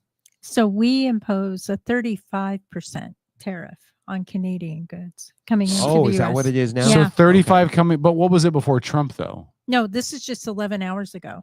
Right. It changed to 35%. Right, but what was it before Trump? Because Um, Trump has instituted a lot of higher tariffs. So I would be curious what it was before Trump took office. Would be my question. Listen, I the do believe Canadians. that NAFTA had a lot to do with that. North American free trade. I do believe our tariffs were close to nil. Sure. But the Canadians are the worst of the lot. Yeah. Yes. They want us to not regulate their stuff at all. Yep. And they want to be very provincial about what happens in Canada. Right. Canadian radio stations have to play X number of songs every hour of a Canadian artist. Right. Canadian origin. Have you heard Canadian artists? There's not very many that are any good. True. Shania Twain. Anne Murray. How from about years ago. Nobody's listening to Anne Murray. How about anymore. Rush? I'm showing your age. Hey, how about Rush? My age. Oh, Rush is so Don't- overrated, Tom. don't- I agree Don't- with Kevin on this one, Oh Tom. my God. You too? Yeah. Not a Rush fan. Hi, we're Rush. The only good thing about Rush is their drummer. Neil Peart is amazing. The rest of the band is literally like Hanson. Neil Peart is deceased now. No, but he's awesome. Like, No, his music he is was a amazing. he was a phenomenal Yeah. drummer. Yeah, but one of the Geddy greatest Lee drummers in the history of rock. Geddy Lee is not. Geddy Lee is not a nice person, but he is a really damn good bass player. Do you know the Celine last? Dion. Do you know the last drumming that Neil Peart did? I don't. Let me out! Oh, jeez. Let me out! It's so I was taking a nap. It's so bad. All right. That's awful. Oh my god. And this is why I'm in big trouble. So Yeah. awful. All right. So the tariff stuff is moving along. So the advantage is that Trump had threatened a 50% tariff Right. over Europe. Yeah. And Europe threatened the U.S. with retaliatory tariffs. Okay. If they did. They would import that much of our stuff. No, they get a lot of stuff from us. Really? Yeah, they get a lot of stuff from us. Like, well, now you're gonna make me Google it. Hold on. yeah. Well, I mean, it's part of the conversation, right? Because the only thing I can really think of, I mean, I know we export American beef, but we import Manufactured goods, so- machinery, vehicles, chemicals, Horse meat. sufficient, tasty, mineral fuels, pharmaceutical delicacy. products, and aircraft. Oh yeah, because we're competing with Airbus. Yeah. That's right. I forgot about that. Which, by the way, is a propped up business that's Government, getting yeah. government subsidized Oh, to yeah. try to compete with Boeing because you By can't compete with Boeing. if you more don't. than just France. Did Oh you yeah. know? Well, it's all multiple. EU now, right? I mean, Yeah. France is its own country, but they're part of the. Oh, Brian Adams. Forgot about that. No, Celine yeah, but Dion, he hasn't Paul done Schaefer, anything since. And Paul Schaefer is. Ryan Stop Reynolds. it. Ryan Reynolds is not a musician. So No, I know, but we're talking about Flip top heads. talent. Celine Dion. Yeah, Robert's right. Celine Dion. Yeah, Twain. Celine Dion's Oh, a stretch God. to call Listen, talent. You want to hear an amazing song? Not during the show, but listen to it afterwards. Oh, There's a song what's his called. name? Why are you interrupting me? There's a song called Because it's good. "Water," "Water from the Moon" by Celine Dion. It was written by Prince. But Celine Dion's the one that cut it. It's amazing. Celine Dion had a great voice in her heyday. Yeah. Right now, a stiff breeze will blow her over, but she had an amazing voice in her heyday. You don't agree, Tom? I'm not a big Celine Dion fan. I don't know how you could not be a big Celine Dion fan. Why? She has the pipes of an angel. Yeah. Who are you a fan of musically? Like if I said you're going to listen to one singer for the next year. Wow. And if you say Michael McDonald, I will fire you from this show right now. Joni Mitchell That- was Canadian. Yeah, Joni Mitchell was Canadian. Drake, Yeah, Drake is Canadian. Yeah, he's Neil a big- Young, Avril Lavigne, Gordon Lightfoot, Alanis Morissette, Yep. The Weeknd. I didn't know he The was Weeknd's Canadian. Canadian, yeah. Shawn Mendes, Nelly Furtado, Paul Anka. Oh my God. Who went into the Wayback Machine for Paul Anka? Stop Really? that. Michael Bublé. John Walker said Loverboy. I saw Loverboy live in concert Oh, at the yeah, Gorge. Loverboy. They were good. When was that? Robin Thicke is a Canadian. Yep. When did you see Loverboy at the Gorge? 2013. Oh, okay. It was them, Journey, and Pat Benatar. Oh, that was well after my time there. Robert said Bachman Turner Overdrive. Oh, BTO is great. BTO. One hit wonder. No. No. What was their songs? Taking Care of Business. Oh. Dang. I gotta look it up. Exactly. That's Your what I next thought. brain. That's what I thought. Oh, suck. Brian Lou Adams Bryant. was really like a 3-hit wonder, really. I mean, No, he wasn't. He had some great albums. Okay, maybe a 5-hit wonder. They were not great albums. There's very few great musicians that came out of the 80s. According to you. There was some good music that came out of the 80s, but the musicians really didn't have, a lot of them didn't have staying power. I mean, outside of Queen, Journey. You ain't but seen Queen nothing was yet. the Let it ride, rolling 70s. down the Journey highway. was the 70s. No, Journey was 70s to the 90s. Yeah, they Well, went there through you go. the You 80s. said the They 80s didn't weren't that come great. from the 80s. They just went through the 80s. Yeah, but Faithfully came out in the 80s. Open Arms came out in the 80s. Yeah, but the band started in the 70s. Okay. I So- started in the 70s, but my best years are right now. Damn. Okay. Okay, Triumph. Zaddy. I don't even know who Triumph is. Triumph the Comic Dog? Is that who you're talking No, about? Triumph's a Yeah, wannabe. They kind of wanted to be Rush. They were another power trio. Great. Another Rush. Another They band that just weren't as sucks. good as Rush. So Depends. who's your singer, Tom? I asked Yeah, you this who's your earlier. singer? Who's your singer? You got to God, listen to one singer for the next year. That's- Nobody but him. For the That next is year? that is so hard for me to answer because I'm so mood driven by music.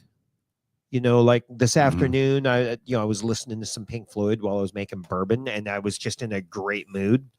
Listeners, you can put the answer for you in the room as well. If you have to listen to one artist, musical artist, band, or singer for the next year, and that's all you can listen to, who do you put in there? Go ahead. Wow, for a whole year. For a whole year. You have a year of nobody but this musician. Has to be a singer or a musician. So it could be a no, band. band, singer. Okay. I mean, Miles Davis. If you say Kenny G, I'm going to think you're completely Miles Davis. Miles Davis. Okay, all right, I'll give you Miles Davis. Kenny G. Oh. Some people might say Kenny G. Yeah, no, I couldn't do a year. I mean, I don't think Kenny G's terrible, but I couldn't do a year No. of Kenny G. I'm trying No, to think of who I could do a year of. Jane said Breaking Benjamin. They are Oh, phenomenal. His yeah. voice Yeah, is no, Breaking Benjamin's great. Breaking Benjamin's good. Nancy said Pink Floyd. Kevin Nelson said you ain't seen nothing yet. Yeah. It was Bachman Turner Overdrive. Yeah. That's true. Yeah. BTO is playing the Puyallup Fair this year. Nice. Okay. Who could I do a year? Yeah, who could you do a year? In a whole year. It's probably going to be something from the 90s. Whoa, whoa, whoa. I no, God no. You know, I would say Alice in Chains, but their discography kind of got cut short. Mm-hmm. Maybe some Pearl Jam. Oof, for a year? Yeah, I mean Oof. they've got a really really big selection of albums. So Not a fan. Tom's No. like, they got a really, really big selection it's a big of albums. selection of albums. So I mean, there's plenty of music to choose from. There's your loud and rowdy for when you want to get something done, and there's stuff that's a little more mellow when you want to relax. So Tegan said she's back from cutting wood and that Kevin looks tired. Look, first of all, Kevin's exhausted. That's the first thing we need to know. And he's about. hungry. Kevin is exhausted. He's starving. And thirdly, you don't just show up late to somebody's radio show and then be like, "You look tired." Like, could you say that I'm positive? Like, "Oh, I'm sorry I was late. I'm sure it was a great show. You guys look Hey, fabulous." hey. Instead, "Hey, just fucking showed up and you look like crap." She was already on the show. Whatever. Oh, Robert said Alanis Morissette. Somebody mentioned her earlier as well. Yeah. This is the Canadian segment. Brought to you by Molson. I prefer kokanee. I don't know why you guys drink beer. Well, Agreed. Wait, Tom, go back to your answer, man. You're such Canadian a beer. politician. Canadian I've only beers. asked you this 37 times. You have Who to would be listen to one my band. my year long my year of music. Yeah. Cyndi Lauper. Yes. Yes. Really? Are you No. serious? Jesus. I can do my Cyndi Lauper impersonation. I just plug my nose. Yeah. And she was a 2-hit wonder. Who? Cyndi True Lauper? Colors and Girls Just Want to Have Fun. Yeah, I would agree. She wasn't that great. She Yeah. really wasn't that great. She did get a lot of radio play in the 80s. Well, yeah, because Girls Just Want to Have Fun was like a girl anthem. Yeah. Like back when Lori was going to hang out with her friends and they were going to go to the club, you know, and they're wearing their leopard styled tight skirts and their halter have one of tops, and those. they had their big 80s hair going on, like they looked like they came from Linwood. Did have And, the big 80s hair. No, you did too. Shut up. No, I said I did. Yeah, I okay. agreed. And when you're Not the cruising, leopard. when you're cruising the dance club in Seattle or whatever. In my Datsun You and all the B210. ladies, after you spent Did you really have one of those? $37 on Aquanet for the hairspray. Yellow with the brown sidewall. You had Mine was canary piss yellow too. you had brother dropped the Girls Just tranny Want to Have twice. Fun and I Want to Dance with Somebody by Whitney Houston cranked up on your cassette deck radio in your Pinto with the windows down. No, it was the Didn't Datsun. have a Pinto. It was a Datsun B210. Yeah. What year was it? 1978. Oh, mine was a 76. What was? So my first car was a Datsun B210. It turns out that Lori had one too. Oh, my first car was a was the family 1974 Dodge Dart. Oh, mine was a you had one of those? 76 Datsun. I love Yeah. the Dodge Dart, man. Yeah, no, that was You a could cool do so car. many bad things to those cars and they would still run forever. My piece of crap actually made the top 10 list of worst cars ever built. Oh, outstanding. Paul, what do you think? Oh, that's right. You haven't shown up yet. Damn. Good Lord. By the way, we're going to have a contest. If you'd like to replace Paul as a co-host, please send me a 3-minute audio recording of you talking about something interesting. Video, so we can also No, make no, no, sure just that audio. you look. Just audio. Because let's be honest, if you're completely hideously ugly, I'm not going to be able to hear you. My eyes are going to override my ability to hear you. And if you're a completely hot girl that owns a Ferrari dealership, I'm not going to be able to hear you either. So Ferrari dealership. Just a Ferrari dealership. How very specific. Come on, haven't you always wanted a Ferrari, Tom? No. No, I'm more of a like 4-wheel drive guy. I like my, Give me an Aston Martin on the Oh, now that might be kind of Aston cool. Martin. on the what's the German thing called? The Autobahn. Thank you. Forgot the name. You're such a Aston Martin would be kind of cool. Or such an the- elitist. I swear to God. But What? No, You're I'm calling me an elitist? You're an elitist. I want an Aston Martin. Because I earn everything Just a I mid-range want? one. I don't need the really expensive one. I just want to spend $450,000 in a car. Oh. No, I would love to get a Ford F-150. What was Raptor. Thurston Howell's wife's name on Gilligan's Island? Mrs. Howell? Mrs. Howell. No, but he had a nickname for her. What was it? Oh, Biffy? Was it? No, it wasn't Biffy. I Was don't it? remember. Hold on. I don't remember. How have Bunny? how have we Biffy? gotten here?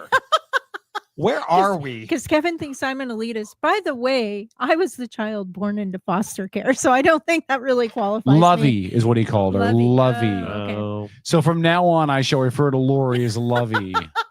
You Her and your name, Aston her name was Martin. Eunice. Yeah, her real name was Eunice. Yeah. By the way, Eunice everybody, Wentworth. this is a Howell. platonic relationship Yeah. with Kevin. But I'm going to call you Lovey from now on because I just want my Aston Martin. Nothing really expensive, just an Aston. I'm going to slum it for a while and drive the Yes. Aston around town. Drive the Volvo. Shut your mouth, Lovey. My God. Oh. All right. So who do you got, Tom? I'm only going to ask you this 5,000 more Go, times. Tom, go. 5,000 Tom, more go. times. I I'll would, tell you mine. I would probably stick with my Pearl Jam claim. Pearl Jam. Okay. I got Yeah. Journey.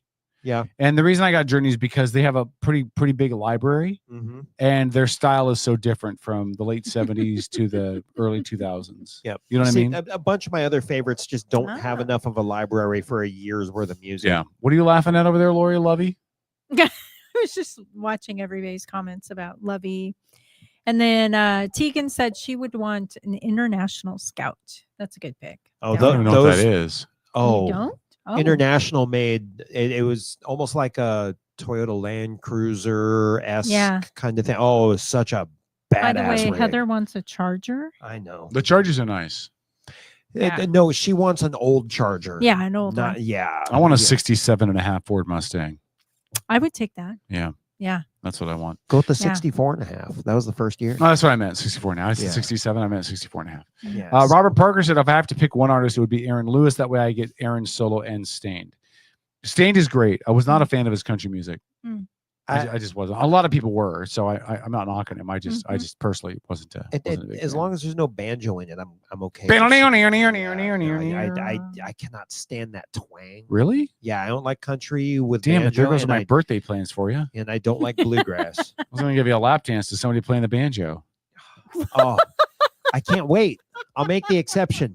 I'm sure you will. Oh my gosh. Reminds me of my Sure family you will. picnics.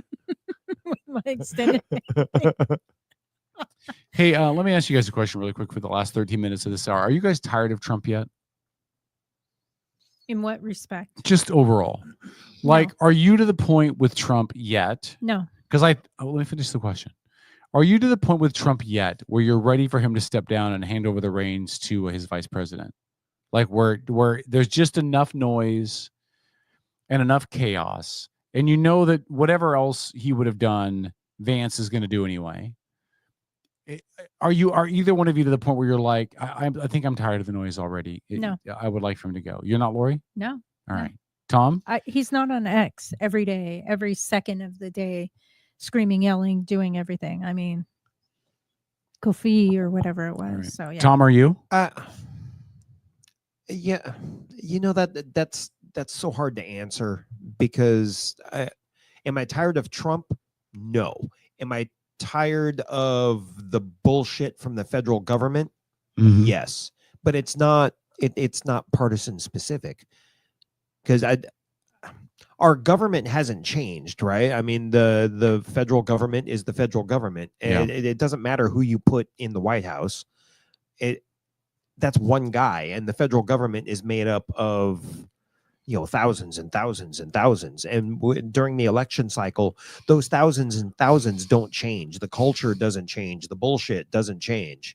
I don't think our government is looking out for we the people. Our government is looking out for their agenda depending upon who's in charge at the moment.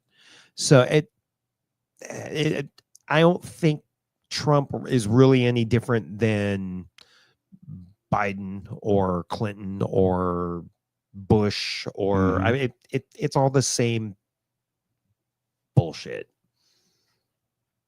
Laura, do you agree? I agree in as far as the impact. I think that your local and state government has more of an impact on your day-to-day life. Agreed. I also think that the hundreds of thousands of people who make up the federal government, Be when careful, I'm one of them. I know. I'm not saying anything specific. I think that if there's not good leadership that's trickling down to the operational leadership, then you have chaos. You have cliques that are running a department instead of getting the true mission done. And I think we've seen a lot of that. And I'm not even going to blame a particular president or decade. I'm going to say that it's probably been going on since World War II. To be totally honest, Probably even before that. We just didn't have the media that was talking about it, right? I mean, right. See, I'm one of these people who believe that nothing that we're experiencing today is new. I agree with that. Yeah, I agree. We're just learning about it. We're just hearing about it. Yeah, it's more transparent. But like everything that Trump is doing, I really believe this. Everything Trump is doing with threatening tariffs and all this kind of negotiating threat, all that. I think every other president has probably done it. Yeah, I agree. But the media never talked about it because it's boring. Right. But because people feel so strongly about Trump, TDS. now it's a valid thing to talk about. Now yeah. it's something that people actually want to be a part of. Because it drives the news cycle and because legacy media is dying. So they need anything that gins up their numbers. I still don't think legacy media is dying. Oh, I do. Oh, I agree with Lori. I think it's morphing and adapting, but I don't think it's dying. No, it's dying. CNN's highest rated show right now is 500,000 viewers. Their demo or their average age for that audience is over 60. Yeah, streaming and social media are taking over mass media, legacy media. Legacy media is going to go the way of FM radio. Because I mean, FM. So radio, we have more listeners than CNN has viewers. Is that what you're telling me? Yeah. Maybe. Yeah. Yeah, probably. Our millions. And millions. Yeah, exactly. Yeah, we haven't done that in a while. We need to get back on track. It's been a while. What, Dennis? Nothing. We heard his Just ears. watching how many people lean back from the microphone and how many people lean into the microphone. I leaned and I went over it though. I didn't go right into the microphone. Robert Parker said exactly, Lori. Fergie, that'd be Bob Ferguson for you folks. Fergie signed into law, not Fergie, Fergalicious. not Fergalicious Fergie. My humps. My lumps. My lovely lady lumps. Check it out. Robert said Fergie signed into law more in new taxes and fees than Congress just voted to remove through Doge. Yeah. We need to cut the crap locally, state, and within our state. Yes, totally agree, Robert. Totally agree. I mean, this state's going the wrong direction. Well, I think you just all just need to get used to it. no. And I think Democrats are finally waking up. I think moderates are finally waking up and saying, what in the actual? And they're looking and they're H-E double putting hockey sticks? Yeah, and they're putting their house up for sale, unfortunately. Yeah, they're all leaving. Yeah. So the people that are left are the people that think this is a good idea. Or That's the people problem. who can't afford to move. And listen, Michelle Caldier is not going to win her Senate race. Yes, she is. Even though I'm going to vote for her, she's not going to win it Yes, she is. because she's not a Democrat. Democrats right now could literally run for anything in this state and they're going to win. I don't think Anywhere not in and this- everywhere. Not in this area. I don't think so. Kevin Nelson gave a list of artists. Yeah, because I asked in the chat, who would you listen to for a year? But he only gets Artists to pick one, and he gave us like 27. Well, Yeah, one is so hard. Billy to Joel, choose. Eddie Money, Survivor, Night Ranger, Burn the Jukebox, and Haim. Night Ranger. Listen they're to- so horrible live, though. Sister If you Christian, listen to the Night Ranger live in Ranger, Japan album, it literally is probably the worst album I've ever heard in my life. It was one awful. artist to listen to for a year. Yeah, one artist to And, listen to for a and year. someone said Survivor. That's in Kevin What are you Nelson's list. listening to? 3 songs on repeat? That was man, that was the hard part. Did they have 3 really? They had Burning Heart, Yeah. Eye of the Tiger, and they had a ballad which was just bad, Oh. but it still charted. Kevin Nelson added Van Halen and ZZ Top as well. Okay, Van Halen, CC. Those two I could Yeah. I could get Yeah, with. there's some depth there. Yeah. Even though I Definitely. learned new stuff about Van Halen. Well, I know that Eddie's son is Wolfgang. Wolfgang is playing drums for him, right? I mean, he started off playing bass. He Yeah, replaced he's playing- Michael Anthony. Yeah, he's playing okay. bass. But it was the fact that David Lee Roth had cleaned himself up and stopped smoking and drinking before they recorded their first album. And the producer was like, the vocals are bad. What did you do? What are you doing different? He goes, I cleaned myself up. I'm feeling good. I'm sleeping good. And so he went outside and smoked a joint with Earth, Wind, and Fire's roadies and came back and recorded a Talk About Love, which is what went on the album. Really? Can I play for you guys something really funny? And then we'll bring Paul on. I got to see if I can find it. I hadn't planned on playing this tonight, but Vince Neil from Motley Crue. Oh, his voice God. is shot. So I'm gonna play this. So he did Kickstart My Heart. You guys remember Kickstart My Heart? Yeah. Yeah. So This hold isn't on. gonna. Did this isn't you gonna be hear? good. Did you hear Dolly Crew? What? No. No, they just re-released Home Sweet Home with Dolly Parton and Motley Crue. And it's the dumbest thing I've ever heard. It's Dolly Parton doing karaoke. Right. Yeah, it missed. Nice. Type a prompt and generate a. Okay, I'm just making sure that worked. Okay, so hold on. This is Motley Crue at a big reunion concert, and if you've never heard "Kickstart My Heart," you will not fully grasp how atrocious this is. But this is why you never want to see your heroes too late in life. This is Motley Crue, Vince Neil. Vince Neil twice the size as the original. After I don't pick on people because of their size. I will pick on people because they have no talent, right, Luke Bryan? But this is Morgan Whalen is waiting to kick your ass. Listen to this. Hold on. Just listen how bad this is. On speed, not feel funny cops over me. My heart, what up? Now got the cops helping me out.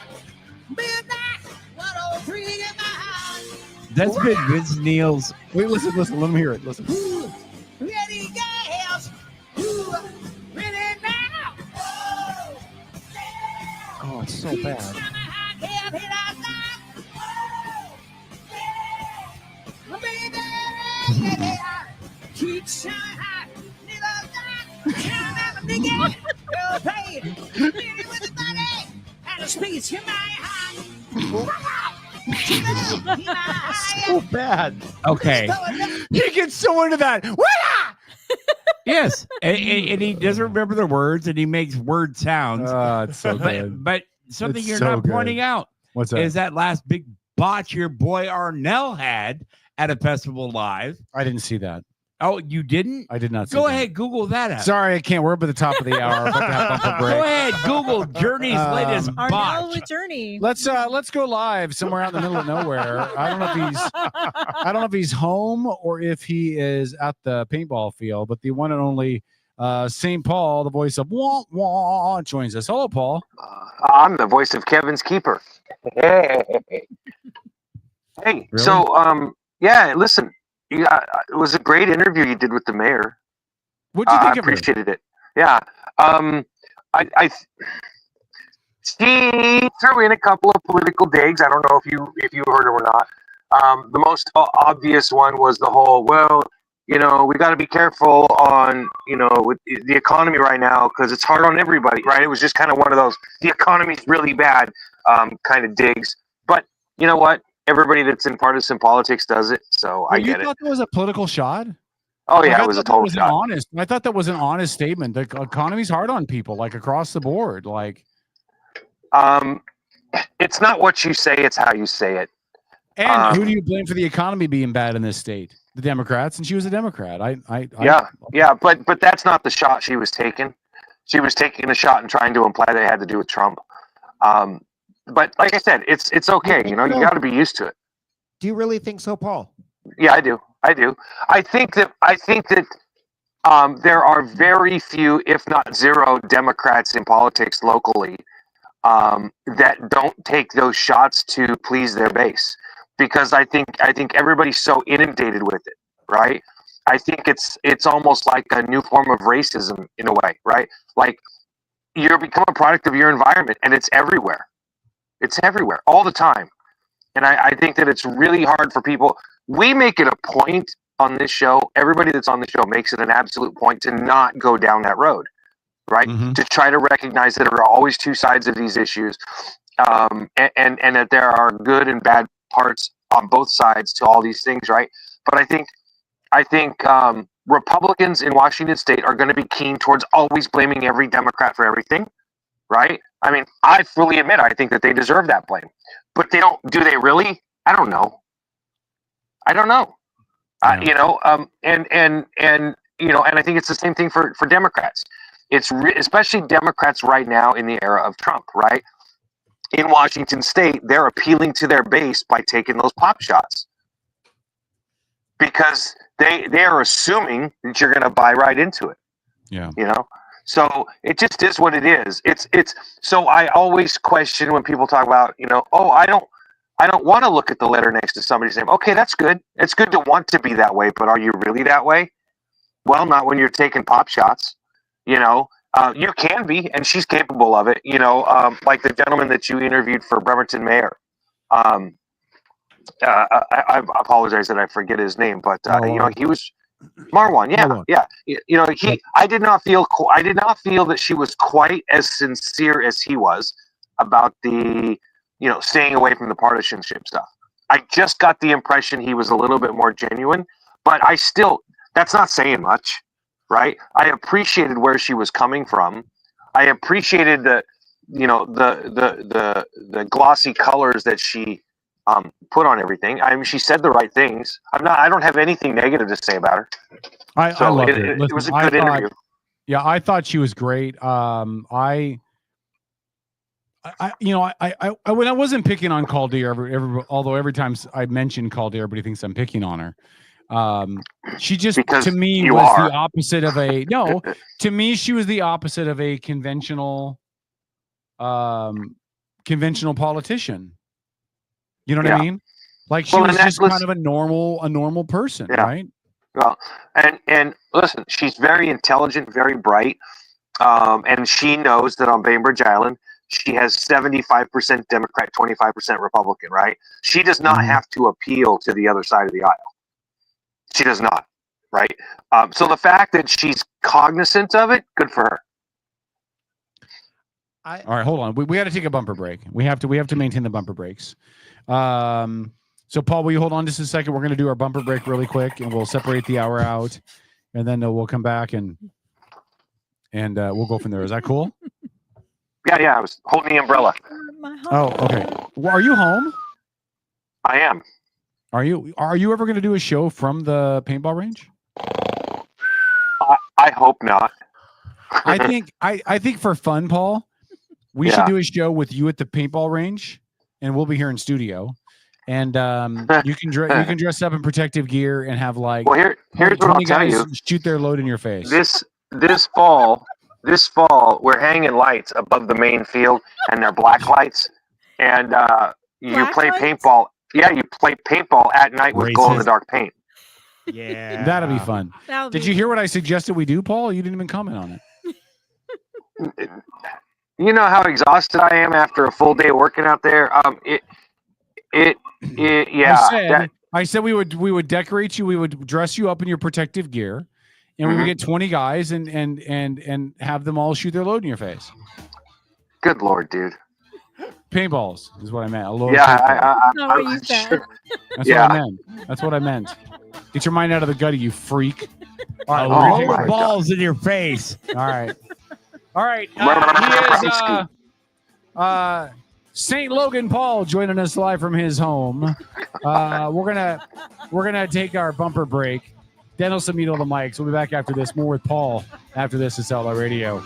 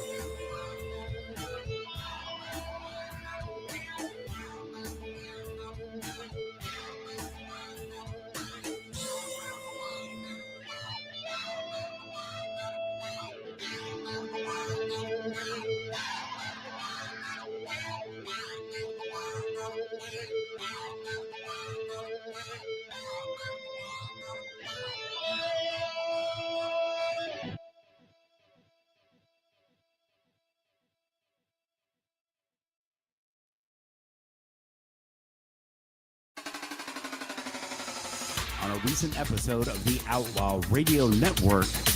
Some of our listeners even appreciated you dumbing it down for them. So, on behalf of sometimes Paul, I have to thank you. mansplain for people like. By the way, mansplaining is when men explain things to a woman in a condescending tone. I just mansplaining. That's the Outlaw Radio Network Sunday nights at their new time from 6 to 10.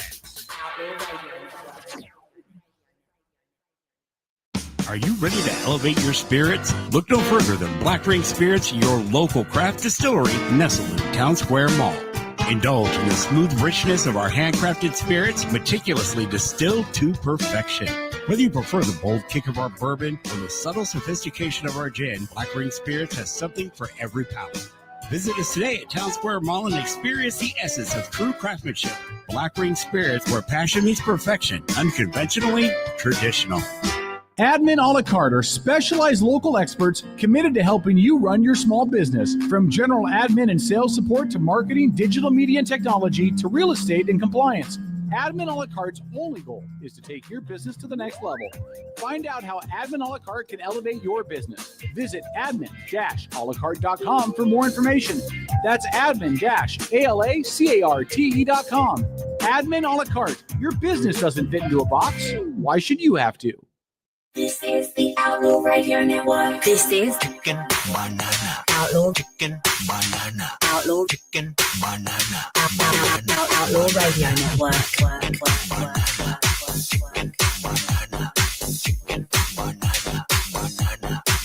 This is the Outlaw Radio Network.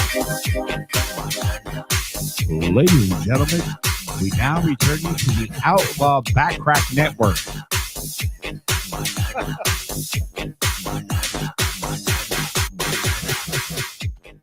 I'm in so much pain tonight. My back hurts. I'm exhausted. I don't want to hear anything from Paul about how tired Paul is because of Paul's day.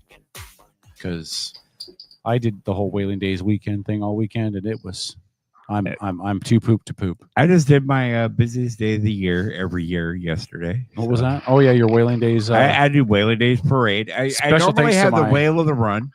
Special thanks to my good friend Tim Hoffman, by the way. You'll never know why, but thank you. Yes, thanks, Tim. You'll never remember me, but thanks, Tim. Bruce said he's having trouble with the live feed. Bruce, improve your internet. Get off that SpaceX. I don't know what it is. We had an issue during the interview with the mayor as well, so there could be something going on there. Hello, Paulie Wog. What's up, buddy? Did you guys know that Friday not SpaceX, but the internet, the what do you call it? The Starlink went down on Friday for the first time for like 2.5 hours. Yeah, I did not know. What happened? I don't know. I was trying to follow it. What'd you say? I said Paul signed up for an upgrade, so Paul signed up for the upgrade. Yeah. They're like, damn it. Yeah.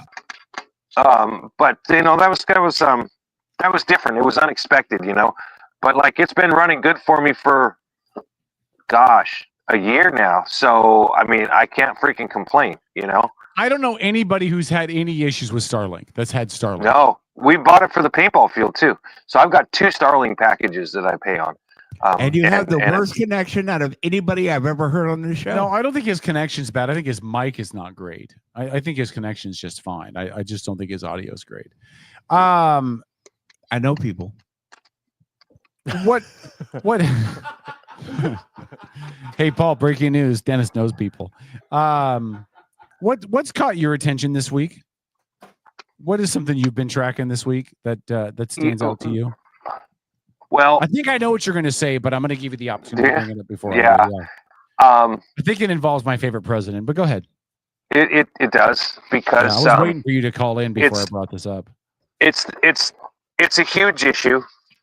It's gigantic, and I think that I'm going to turn a light on out here because I'm outside, and so anyway, one of the things I'm finding most interesting about the whole situation is that listening to people, it's as if somebody just found out Christ was a pedophile, and people are just going batshit crazy about it because you can't touch the God King Obama because the devotion level is so high.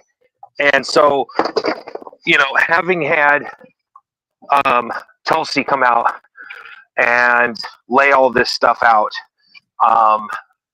like I'm getting told by John JPK and others out here on the peninsula that I'm a fool falling into Trump's tricks because I'm allowing him to change the topic. Mm-hmm. Jeremy and I had some banter going back and forth about it. Jeremy, I love you, but it just, he has a really bad habit of when I call him out about certain things, he reverts to this idea of, well, you know me, right? I'm just trying to get people to talk about it. No, son, that's not what you're doing. You didn't do any research and you spouted off with your opinion and didn't know shit.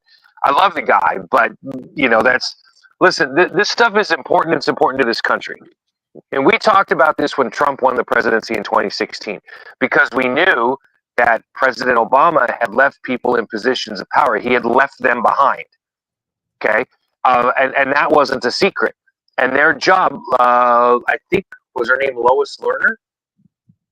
Lady that worked for the IRS. Yep.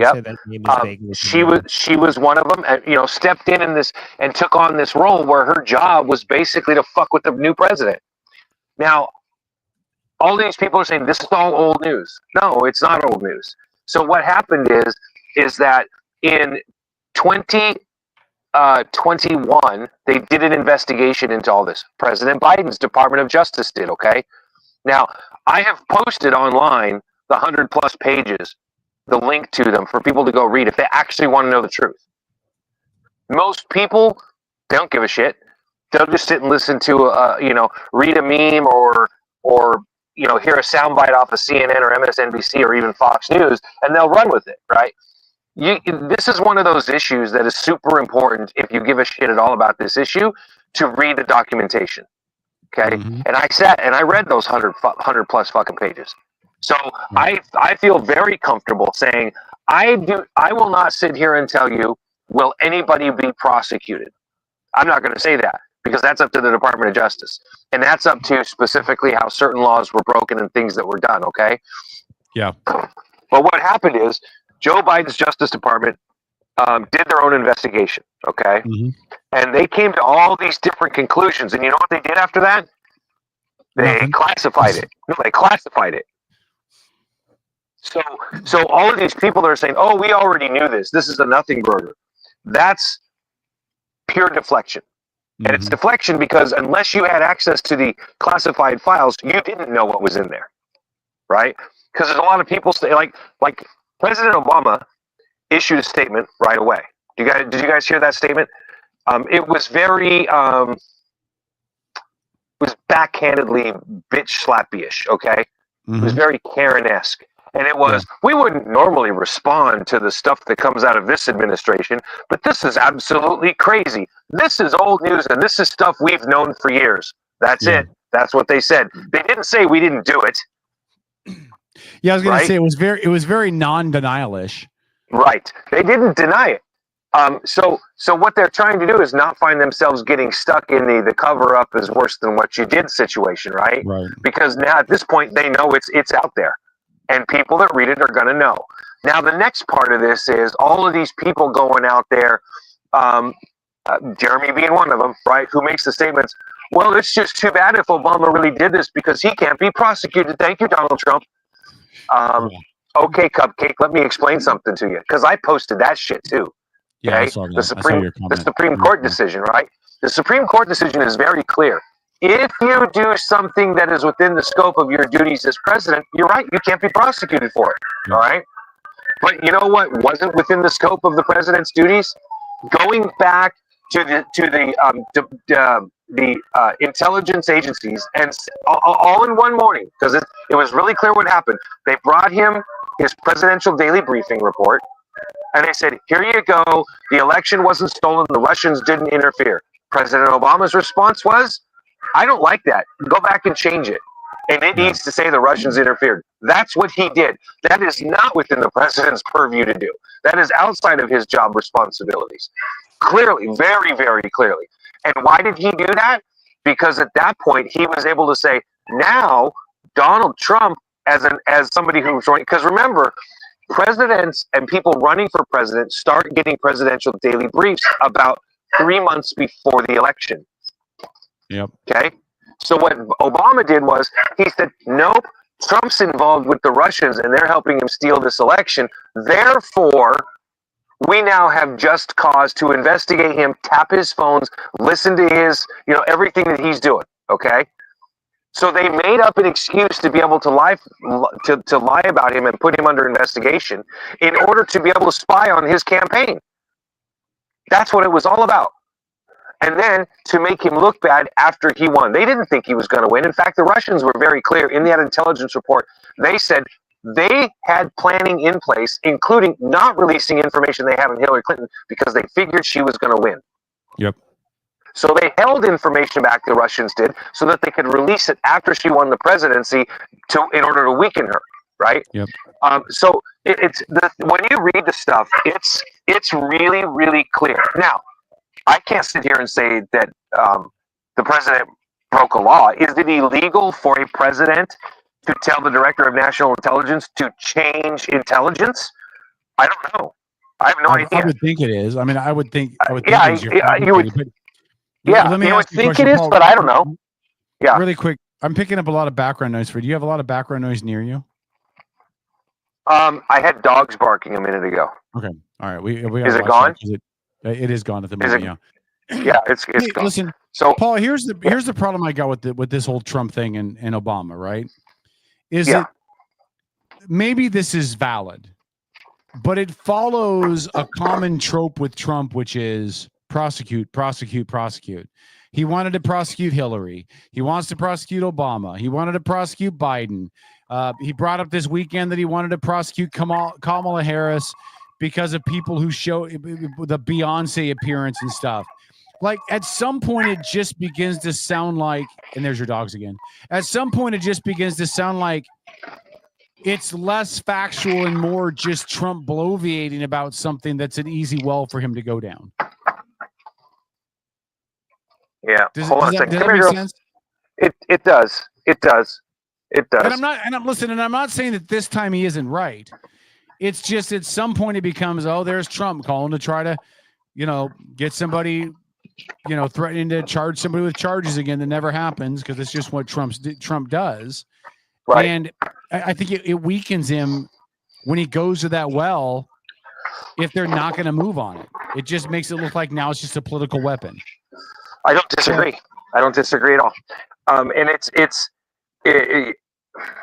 people hear me say frequently to them, I wish that he would be much more selective in his outrage and the things that he says. Yeah. He's smartened up in some areas, right? Like, he's made it very clear, hey, I don't know what the Department of Justice is going to do. They're going to look at it because Tulsi Gabbard forwarded the potential prosecution, right? Now, he probably, I would bet money that he had something to do with that. Yeah. Because it's his cabinet, right? But I don't know that for sure. But but I would assume he did. But I think what you're seeing is people that spent 8 years prosecuting him for everything they could conceivably find. Mm-hmm. They did. And anybody that says they didn't is biased beyond belief. Like a fucking blind man could see how much they prosecuted Donald Trump. Everything come on. They made up the Russia collusion hoax, and that took up the first 2.5 years of his presidency, cost the taxpayers millions and millions of dollars. It cost President Trump the ability to do the things he wanted to do in the first 2.5 years. It weakened this country on a national and on an international scale. And on top of that, how many impeachment proceedings did they attempt to do? Which again is Congress's purview, right? But when you knew it wouldn't be successful because Republicans had the House, and you knew that Republicans were never going to bounce him out, why did you waste time and create dissension for something you knew would not be successful? Like that would be like me proposing every day to Mandy Moore, knowing that she's going to tell me no every day. Like at some point, you just have to accept the fact that it's a wasted effort. Right. And so I guess my bottom line point is you're seeing a man now in Donald Trump who never is going to run for office again. Mm-hmm. And has lived this life for 9 years now of being prosecuted for everything. Every time he turns around, oh, Donald Trump farted in the wrong direction, better impeach him, right? I mean, you're talking about things that were so absurd that we watched Joe Biden live on television talk about his own quid pro quo with Ukraine. Yep. And he didn't get impeached for it. In fact, they impeached Donald Trump for asking them to look into his quid pro quo. Yeah. So that's how absurd all of this stuff was. And so now you're seeing a guy, Donald Trump is not out there saying, I'm going to be the bigger man. I'm going to let bygones be bygones. He ain't fucking saying that. Yeah. He's like, fuck you bitches. You made my life miserable. My friends went to jail because of the shit you guys pulled. You guys destroyed lives over this stuff. And I think I don't know how much of him, but there's a part of him right now that's like, fuck him, feed him dick. Yeah. Let's see where this stuff goes. And he's like, I'm just going to keep my hands out of it. But everybody that works for me knows I want to see these fuckers go down like, Leonardo on the Titanic. Well, but hold on. Let's switch gears a little bit now, though, because Trump does have a giant monkey crap pie on his plate in this entire Epstein file thing. Right? Does he? Well, so let me tell you. Yeah. Hold on. Go ahead. Let me tell you why I think he does. Right. So Pam Bondi came out a couple of months ago and she said, "I've got the file on my desk. We're going to release." Not what she said. That is exactly what she said. I have the list on my desk. Hold on. Let me finish. Yeah. Go ahead. You finish. Yeah. So she said she had the list on her desk and she was going to review it and release whatever they come off with it. Right. Then they come out and they said that there's nothing there. Then they go meet with Maxwell, and they announce it in advance before they go meet with her, which I thought was a stupid move. Of course they're going to go meet with her. She's the only possible witness for them to talk to. Meanwhile, you still go back to Musk's tweet that Trump's name is in the report. Even though Musk deleted the tweet, it adds a layer at least of curiosity, distrust, whatever. Dun, dun, dun. And again, I'm not saying that Trump did anything wrong. I'm not saying he diddled any minors. It's not what I'm saying. But this administration, Trump and his peeps have not handled this well. For an administration that said, we're going to be transparent, we're not going to hide anything, we're going to be upfront.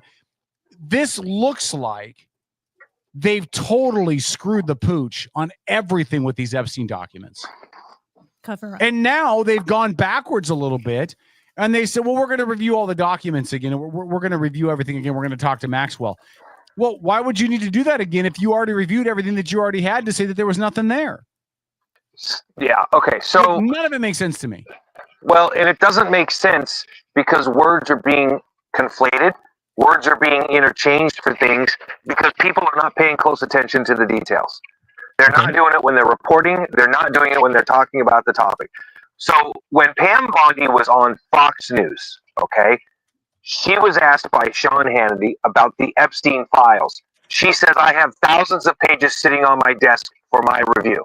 Okay, I'm paraphrasing, but that's what she said. She didn't say anything about a, quote, Epstein file.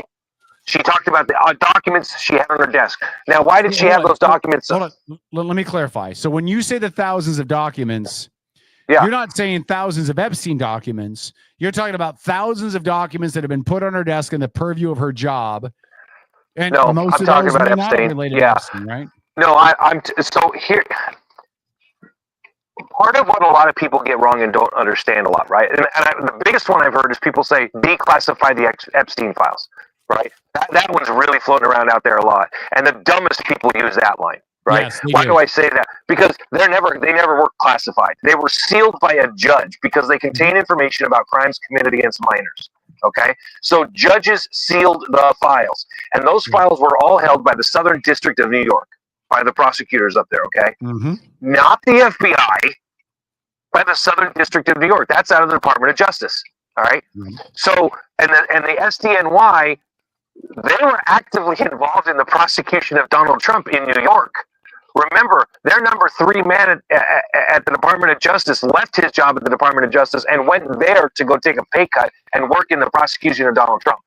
So there's a lot of shenanigans going on here behind the scenes. That's number one. The next part is about this whole declassify the Epstein files. Files that never could be declassified because they never were classified.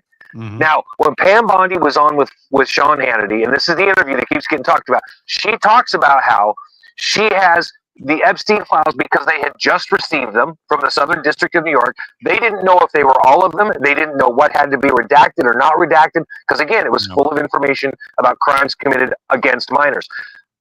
First and foremost, we all know Donald Trump's name is attached to the files and the issues with Epstein. Trump's name is in there. Why? Because they were friends. There's 24 pictures of them together at Mar-a-Lago and other places. You know what there isn't? There is no indication and no proof anywhere of Donald Trump being involved in any way, shape, or form with any of Epstein's crimes. That's a huge distinction. And why do I say it's important for people to recognize that distinction? Because I promise you that in a total of 3 presidential elections, had any document anywhere said that Donald Trump was involved in any way, shape, or form with any of Epstein's crimes, I promise you the Democrats would have found a way to get that information out in the public eye. There is no way they go through 3 election cycles for president, especially this last one, right? Because they knew this last one, they pulled out everything. They sued him. They tried to get him prosecuted and put in jail. They tried everything. If they had had any inkling whatsoever that Trump was involved in the Epstein situation, I guarantee you it would have come out. No way Donald Trump wins that election without that information coming out. So hold on there, Paul. Yes, go ahead. Yeah, go ahead. Again, I'm not insinuating that he's done anything to warrant being on the list. That's correct. But the release of the documents, again, this is not what I'm saying he's doing, but people are arguing with some credence that it looks like he's covering up the machine. That just like Biden didn't release the documents, just like nobody else has released the documents. We don't have a client list. We don't know who the people are. What famous, rich, sleazy bastards are on that list? And rather than release anything, now there's nothing here to see. Like, I think that for me is the question, right? Because it is for a lot of people, Kevin. Yeah, you're right. That is the question. And where the administration has screwed up, okay, is, I don't know, maybe it's just me, right? Because I'm sensitive to this stuff, because we've been in this two-dimensional environment of being in radio with headphones on, and you when you're used to this environment, you listen a lot more closely to things that are being said.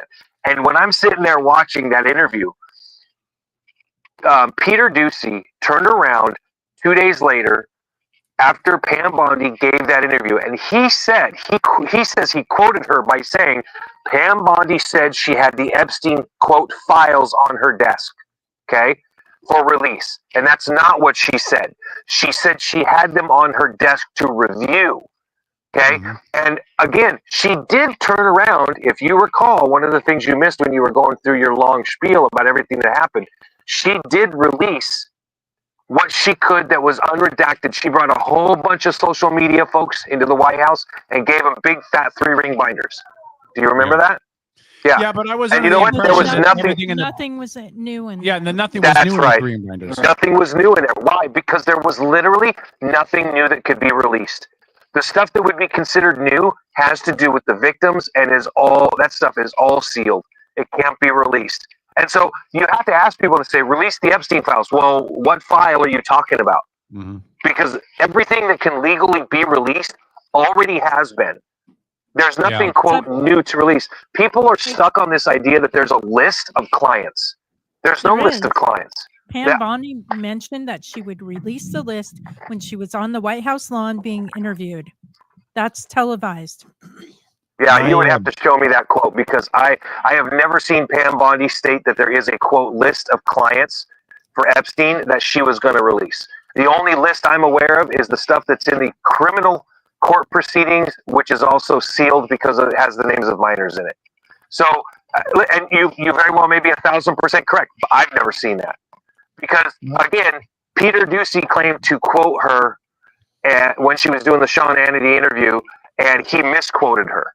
And when he talked about it, he personally, the reporter of Fox News, set off this firestorm because, he claimed he was quoting her, and he completely misquoted her. So people go, well, even Fox News says there's a list. And that's not what she had said. So it's interesting, but when you hear this stuff and you see the little parts where there's miscommunication, it all fits.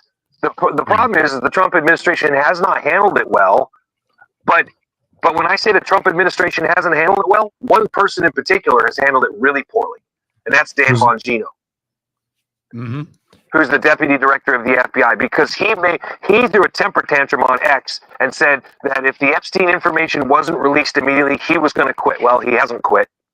Yeah. You know, and I'm a Dan Bongino fan, man. I love that guy to death. You know, former Secret Service agent. He's a smart guy.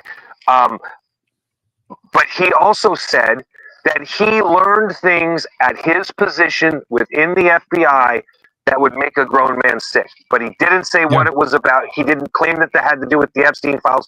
People assumed that it did. Right? So, I mean, when you have that kind of security clearance, I'm not surprised you're going to learn things about all kinds of stuff, you know? So I think there's too many people have been too ambiguous in their statements, and they've left too much open to question, and people on the other side of the political aisle have run with it.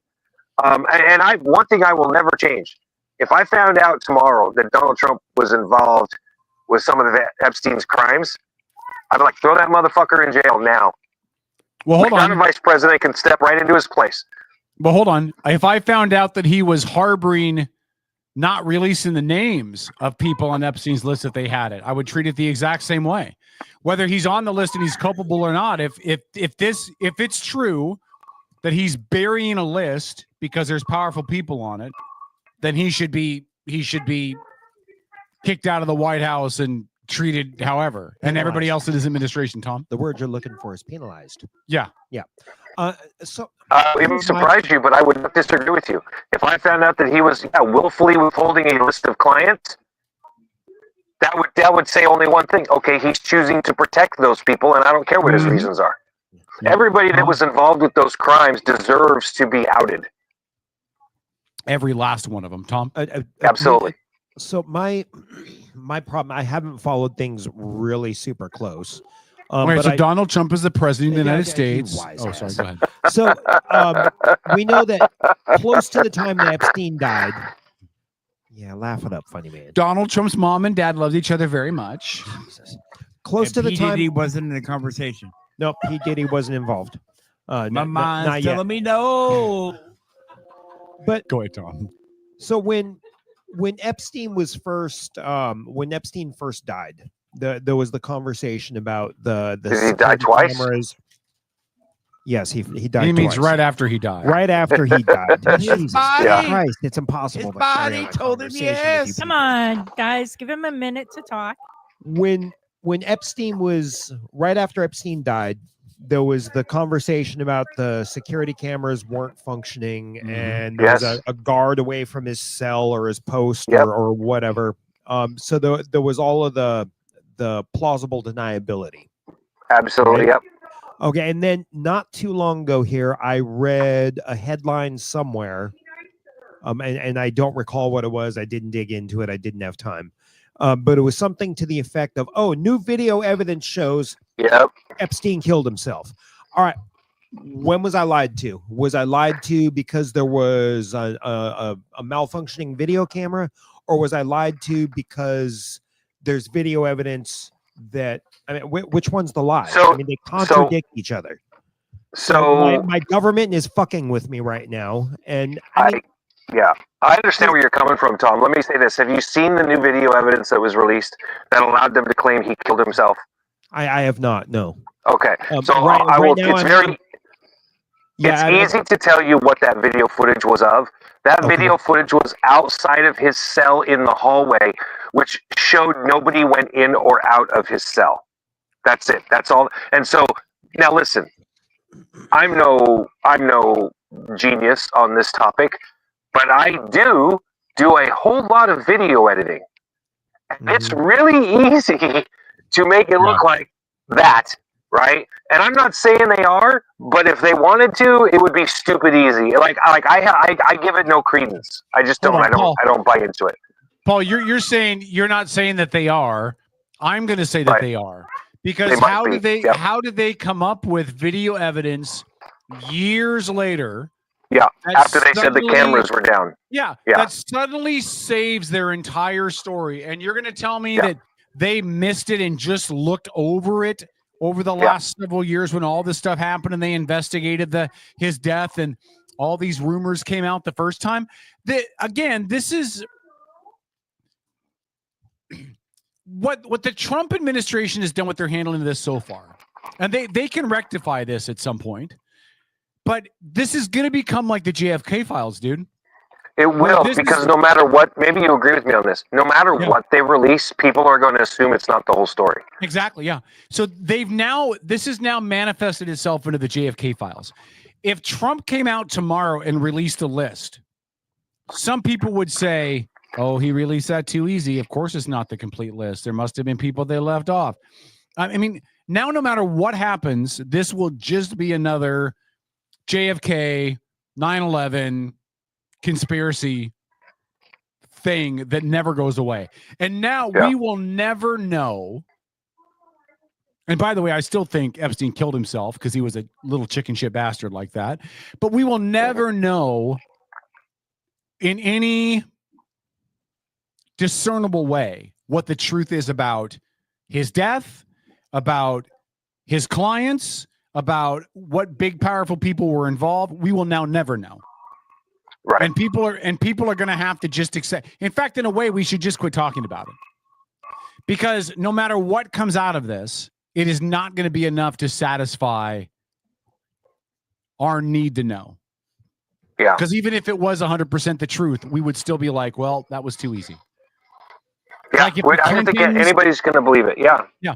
If the Clintons, the Bidens, the Obamas, Bill Gates, a whole bunch of other rich, famous politician type people, powerful people got arrested, the next question would be, well, who's not on the list? I mean, they sacrificed all those guys to cover up for somebody you know what I mean? That's what would come out of it. Well, and it's well known that Epstein kept video footage of all of the encounters that his rich, famous, and powerful clients had with his girls, which is why it's been suggested that he was an agent of Mossad, right? That he was keeping information. Basically, he was keeping blackmail information on everybody he could get his hands on, the blackmail, so that way, again, the theory or the story that's being put out there is that a lot of people think he was an agent of Mossad. Therefore, it created a situation where the Israelis were able to blackmail rich and powerful people. Yeah, get them to do what they want. I have no clue if that's true, and I don't know. It hasn't obviously been proven, but there's a great deal of speculation that the reason why the first time he was prosecuted that he got that sweetheart deal was because of his connection to a foreign power and government. Yeah. Now, he had all those videotapes. Those have never surfaced. Yeah, and I don't believe he worked for Mossad. Like, I just think that's awful. Tom Cruise Mission Impossible. But we're now never going to know. Hold on, do you think it's not likely that a guy like Epstein, who was bringing rich and powerful people to his little private island to have sex with underage kids, you think that he wasn't keeping blackmail information on them for something? You don't think Maxwell probably has that Hold information? On. Do I think he was keeping blackmail? And there you go. Hold on. Yeah. Do I think he was keeping blackmail information? Certainly he was. Because he was hooking up rich, powerful people with minors to have disgusting sex acts with. But I don't think I don't think he was doing it for Mossad or Israel or some other foreign government. Do you think he was just doing it for shits and giggles? He was trying Like to he got insulate off on it? himself. He wanted to be able to protect himself. You know? Yeah, he might have been. That could have happened at Fire Festival, which is going up for auction.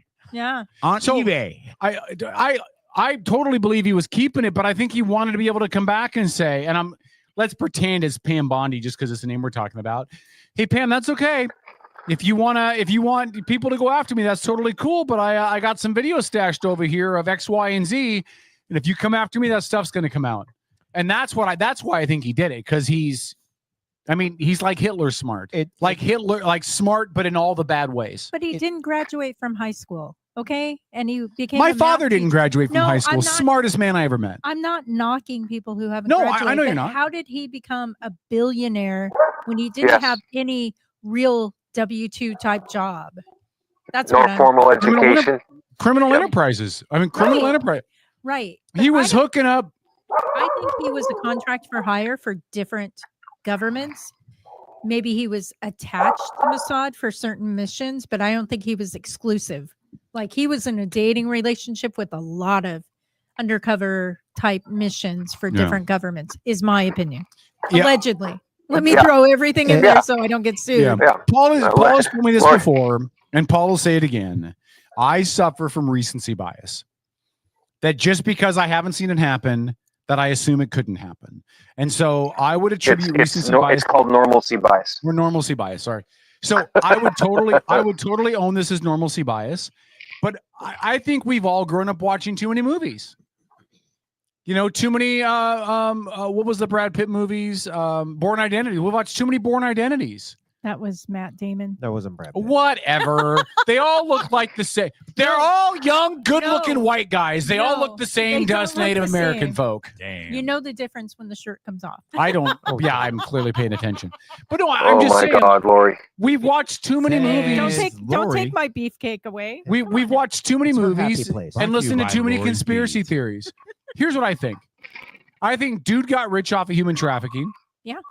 Dude made connections off of human trafficking. Dude collected a lot of data so he could try to blackmail people that he could to get out of being in trouble for human trafficking. Yeah. I think it worked for the most part until somebody prosecuted him that he didn't have any dirt on, which, by the way, who was the president of the DOJ, or who was the president when the DOJ went after him? Trump. So, no. Yeah. No. The first time when he got this, when Not he the got the first time, the sweetheart second deal. No, not the sweetheart deal. I mean the real deal where Yeah. they finally held him accountable and charged him. Oh yeah, that was during Trump. Yeah, yeah. Mhm. So that kind of tells me dude didn't have any dirt on Trump. I agreed. Mhm. That's my thought. But which is a great point, by the way, to bring up. I hadn't thought of wording it that way, and that's a great point that you make, Kevin. yeah. So I mean, I think he definitely kept data and kept on stuff. I knew there's a reason why other presidential administrations and state administrations and all that didn't go after anybody. And if you don't think people are getting off scot-free, there's video of Prince Andrew. Mm-hmm. Got disavowed by his own mother. Yeah, there's video, but he's never been prosecuted. No, but Totally could have been, but wasn't. Why is that? I don't know, but Because he's got suffered dirt at home. They got dirt on other sons of bitches. Right, but Yeah. but under what jurisdiction? I mean, Yeah. that's the complication too. Yeah. Well, Not too I many mean, jurisdictions. I think you could try him in a number of ways. Did he come into the United States to travel to Epstein Island? Then you could have him entering the country for illegal purposes. He was a British citizen traveling abroad. That could be prosecuted by the British. The island is clearly in some country's jurisdiction somewhere. Every island is. There's no islands on this planet, I don't think, that are not under somebody's jurisdiction. So no, there's plenty of opportunity to try him and hold him accountable. Mm-hmm. They haven't for a reason. And what's the reason? I wouldn't be surprised if you found out Prince Charles has got some stuff in there. And so rather than throw him to the wolves because he was the king to be, they let Andrew off the hook so that his stuff didn't come out. Really? You think Charles? Prince Maybe. I'm just throwing out hypothesis, right? Did you ever, Lori? Let me ask you this: did you ever look at Princess Diana and then compare her looks-wise to Camilla? Dude had to be into some funky shit. Like, holy cow! That was a very public. Yeah, Princess Diana was picked for Prince Charles. That was well known. The what did they call it? The arranged. The management is what they call it, I think, in the Royal Kingdom. Something like that. The behind the office stuff. They picked Princess Diana because she was young, she was nubile, she was definitely fertile to have children, and that's what they needed. Prince Charles is the one who had the fascination with the married woman who really didn't care about him. Yeah. But now she has that opportunity to be with him. So now she's I believe, the queen consort. Queen consort, yeah. Yeah, she You're can't right, be a full queen. Mhm. And I don't know. Yeah. Are they freaky? I don't know. But he either that or he's just so asexual, I guess you would say. But there's answers to these In my questions, opinion. though. In my opinion, allegedly. I don't want to get sued. Yeah. There's answers to these questions, though. I mean, Maxwell's locked up. She's not gone the way of the dodo or Epstein yet. So she's talking But though, she's right? also she's also probably got data stuff hidden somewhere to cover her ass. Hey, if I end up dead, all this stuff's going to come out. Okay, but can we back up just a second here and on Ghislaine? And by the way, Yeah. she's about to get a sweetheart deal. Probably. Now, if I'm She not has mi- a sweetheart deal because she's alive. She's about to get a better one.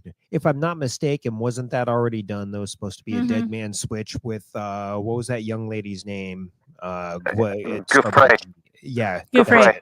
Yeah, who suicided herself. And I'll just leave it at that. But anyways, one thing that I think is not being really explored a lot in the media is that Ghislaine Maxwell's dad, Robert Maxwell, was also another contract for hire, particularly the Mossad, but also other governments for foreign operations, whatever you want to say, a la Jason Bourne. Yeah. And so he was. Well, he owned a newspaper, right, Lori? Didn't he own a newspaper? Well, he had a newspaper, but he raided the employees' pension funds to help That's what it the was. Israel government with something. And then when he asked them for the money back, he suddenly suicided himself. But anyways, suffice it to say, Ghislaine grew up as the youngest of 9 and grew up very close with her father, who basically handed her over to Jeffrey Epstein, who, by the way, was a protege of Robert Maxwell's. So we'll leave it at that. Ghislaine Maxwell was in the middle of getting her submarine license to get around the flight logs. Can we all take a moment and figure that one out? Because Well- I think we all know what that means. Look, I work in a federal building that has a secret 15th floor. And nobody knows what happens on that 15th floor, but I go to that office all the time. And so clearly I must be involved in something shady because my building has a 15th floor that nobody can go to that is top secret. It really does. The Jackson Federal Building has a 15th floor. It's the honeycomb part of that building. Yeah. Same thing. Starbucks is at Quantico, but they can't give it a official store number. Yeah. So I'm just saying you can connect whatever dots you want to. If you look hard enough, you can find it. I don't believe in any of this conspiracy stuff. None of it. I think Epstein was a sick sumbitch. I think Epstein used his sick sumbitchness to get in cahoots with a whole lot of rich, powerful people, because the more power you have and the more money you have, the more of a degenerate it turns out a lot of them are. Well, I still say there is someone who has the answers. And that would be? Virginia Giuffre. Oh my gosh, Kevin. That was Tom. That was Kevin. That was Dennis. Listen, but Maxwell is on Maxwell. That's Maxwell's life insurance. Oh yeah, definitely. She can't give anything away now. No, she can't, because if there's data toast. out there, that's the reason why she's still alive. Yep. If there's data. And by the way, that's another reason I think that Epstein killed himself. He killed himself to protect Maxwell. He didn't want to spend the rest of his life in jail, and he knew that if he did it the right way, that she'd be protected. And that's why he did what he did. What? So this dirtbag, he gave her the data so she could save herself, and then hung himself because he was not going to spend his life in jail. This pedophile dirtbag all of a sudden had a change of heart. He cared about Maxwell. They were former lovers and close confidants for more than 20 years. She clearly meant something to him. Yeah. Well, yeah, she was his procurement. Right, but chair, but director, again, whatever you want to say. They had a relationship for more than 20 years. She clearly meant something to him. And again, I can't imagine that he was going to want to be in prison as a convicted sex offender, because we know how well they're treated in jail. So he let her have the parachute, and then he offed himself, which is what I think he planned to do the entire time. I don't know. I don't know. Guy's got the biggest piece of real estate in Manhattan. Yeah, but he's in prison for the rest of his life. He's never going to see the light of day. Of course, he killed himself. Oh, I don't know. If you told me I was gonna be a convicted sex offender locked up in a federal prison, everybody knows my face, everybody knows my name, I am never gonna get out. I'm gonna become some big Bubba's bitch. I'm gonna hang myself. I'm not gonna do my sentence in that place, in that kind of hell, being treated that way, being treated badly by everybody else that's in there. All my assets frozen, the chance of appeals. What's that? That's why they put you in solitary. solitary. Again, it didn't work with him because he still killed himself. Suicide. Did he say take that, take that, take that? That's all I'm saying. He totally offed himself. Like there's nothing you could say to me at this point. I'm so dug in on this that he offed himself. Because that's the kind of coward chicken crap some bitch pedophile does. Okay. Yeah, so that's what he does. Let's go back to the files then. Go back to the files. So what are we going to do? Let's say everything comes out, the list comes out. Let's say it's like the Twitter dump that Elon did and the reporters dived into. So everything comes out. What are we as American citizens going to do to Bill Gates?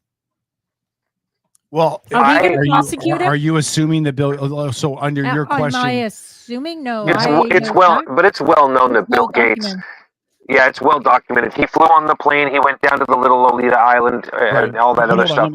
Let me rephrase the question. So, Lori, it's in his divorce proceeding. In the papers that are released is verification that Bill Gates procured little girls from Epstein. Is your question, or little boys from Epstein? That's your question. Yeah. What do we do as Americans? Like, we prosecute the crap out of that sumbitch. That's like what we I prosecute wanna hear. every single one of them. Tom Hanks. Yeah. If he's on it, every single one of them. Every single one of them. Oprah. Everybody that's I think you go after everybody, whether it's a judge and jury and a prosecutor, or just the American people destroying careers, right? Yeah. If a guy like Tom Hanks is on there, his career in Hollywood's over. Yeah. You know, I mean, I think that as Americans, I think that's the least that we can do. That is our civic responsibility to everybody that is in the public realm that is on that list. That's what I believe anyway. I can't fault anybody else for thinking different. I'm just that's what I think. Good. No, I completely including our president, if he's on there. Yeah. I just don't think he is. I don't think he is. And that's, I believe, the right attitude. But the thing is, we're finding so much resistance against this in our government. So as American citizens, it may become something that we have to take on. And Well, that's where I want to see the fight, because yeah. these are kids. At the end of the day, these people are not going to stop just because their name got tarnished. They need to be prosecuted. They need to go to hell. Well, and for which is every fine. Epstein out there that got caught, Right. there's another Epstein that hasn't gotten caught. there's That's still 10 fun. more. Yeah. So Yeah. let me ask you guys the tough question. Yeah. Okay. You are Trump. Okay. Okay. How do you fix that hair? You're Trump. And Bondi comes to you and says, You stick the wig on. Bondi comes to you and Toupee. says, Yeah. we have the list. Yeah. She has agreed to go public on the record. Mhm. She will give up every name on the list Yep. in exchange for her release from jail tomorrow. Bondi or Ghislaine? Ghislaine. Maxwell. Okay, got it, So got it. Maxwell says, if you release me from jail tomorrow, drop all charges, release everything, put me in witness protection, whatever, she gets out, but she gives up every name. Only if she has corroborating with evidence. corroborating evidence. Has okay. to have corroborating evidence. So do you give her the deal? I think there's only one reason you don't give her the deal. Which is? Donald Trump's name's on the list. Okay. I think any reason but that, and you give her that deal. Because I think Trump will do whatever he has to do to protect himself and his legacy. Again, I don't think his name is anywhere near that list. I haven't seen or heard any evidence of that. But the only other reason why he wouldn't, and it's because he's trying to protect other rich and powerful people.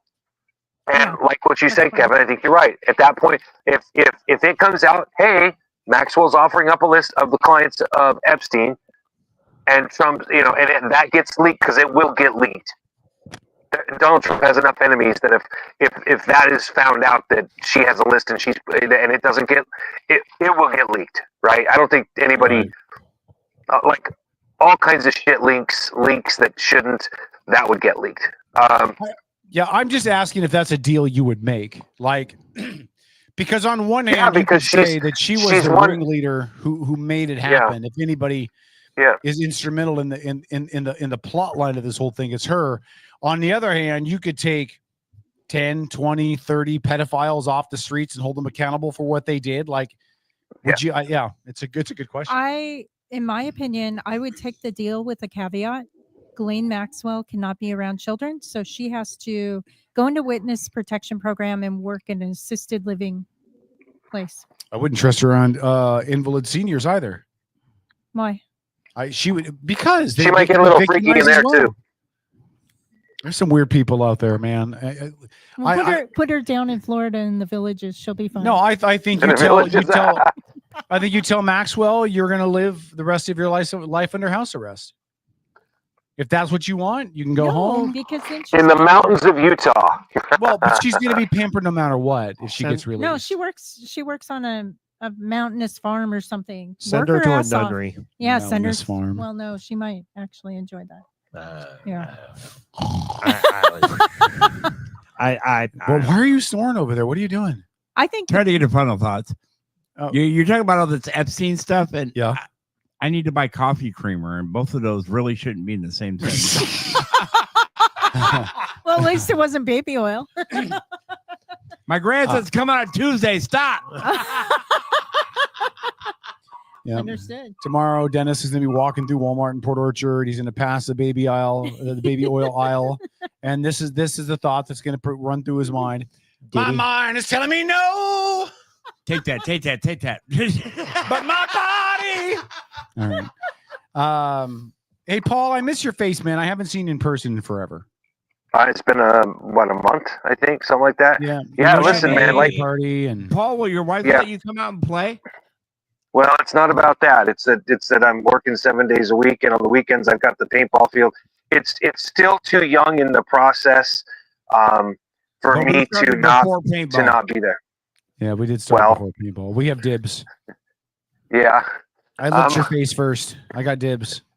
Yeah. Might have even touched your butt and showed you Tom's boobs first, too. Yeah, come on. Yeah, that did happen. Admit it. You like Tom's boobs better than your wife's boobs. It's okay. You can admit it. Yeah. No. My wife got them on. She got them on sale. Does your wife hang Christmas ornaments from her boobs? Didn't think so. Katie, I'm sorry. They have that slightly salty taste. All right. That's called saline. Sorry, shower takes care of that. All right. Anyway. Humidity is the thing. She doesn't ever referring to. Your wife doesn't ever listen to this show, does she? Yes, she does. Does she? She doesn't listen to Occasionally. this show. Sometimes. Yeah, she tunes in occasionally. Yeah. I'm gonna be like, better Katie, not be that night. Katie, at 3 No, minutes not to tonight. 10, listen to the show at 3 minutes to 10. Hear what Paul has to say about your salty nipples. You know, there's a gal out there she's a comedian and she does like the Weird Al Yankovic type songs, and she does a song called Humidity. Yep, I've heard it. It's hilarious. Have you seen that? It's It a is hilarious ass hilarious. song. Yeah. It's good, but It's real. It's real, people. It's real. Okay, I'm a fat guy with titties. Cornstarch and baby powder. That's all I got for I you. have been not cornstarch, just powder. Baby powder. Soak the sweat. God damn it! So there's a guy online. I want to bring this up, and then we'll get into parting shots. There's a guy online. His name is John Breaks Bad News. Have you guys heard of him? No. Probably. No. So it's this guy that just sits in his basement or whatever, wherever he's got his little setup at, and people pay His him money. basement or his mom's? Whatever. People pay him money. I don't know how much. We've had bad experiences with people in their mom's basement. So people pay him money. Yeah. To call people and deliver bad news. Oh, I've Lord. heard about this guy. What do you mean? Like It can be somebody died? anything. It can be a breakup. It can That's be Kevin's dream getting job. fired. It can be a number of things. You're right? gonna pay me to break So, bad news? To he's people on. I don't know. He's on Insta, so you can check him out on Insta. I've come across him in some reels, and some of the Kevin, stuff you have his direct phone number? I don't. But here's what I was Okay. thinking: we could do Outlaw Radio Network breaks bad news, and we'll call and deliver bad news for people too. And we have a cell phone link here too. So. Yeah, we'll just call and we'll record it. We'll deliver bad news. Good Lord. Our You can first do that, one would Kevin. with our luck, our first one would be something like, I need you to call my son. He's 12. He's at his dad's right now. I need you to let him know his dog got hit by a car. That's how it would No, go it'll for be us. worse. We're gonna call his son, her son, and let him know. Oh, you're a furry. No, it'll be even worse. They'll pay somebody. They'll ask them to call me and let me know that they found another one of my kids. Anyway, No, DNA well, is a thing. no, it'll Yeah, be the more- IRS. Hi, Kevin Chambers. This is the IRS. We have discovered you have another dependency. that's right. And Damn it! unclaimed dependency. And then there's the worst one in the world for Kevin. It'd be some gal would call us, ask us to call Kevin just to tell him she's pregnant with his child. Oh no. That would be the worst. Well, but here's the deal, though. That can't happen because I've been snippied. Did you get What Checky year was Checky? that? Yeah, you got. Okay, good. I got Checky. Oh, There I will got- be deer that ask us to call Paul and let him know. You know what? You have offspring out here too. I got Checky. Did you just say that, Dennis? I got Checky. Oh my god. Get that away from me. Get that Out away here in from the wilderness. Because he's the one that said, hey, you know what I learned when I was stoned? Deer run really fast. Apparently you caught one. Oh. me. All right. These views do not necessarily reflect how long. Paul, can I ask you a Oh, very? wait can till I, my parting shot. Can I ask you a serious? I'm going to question, go Paul? deeper. Okay.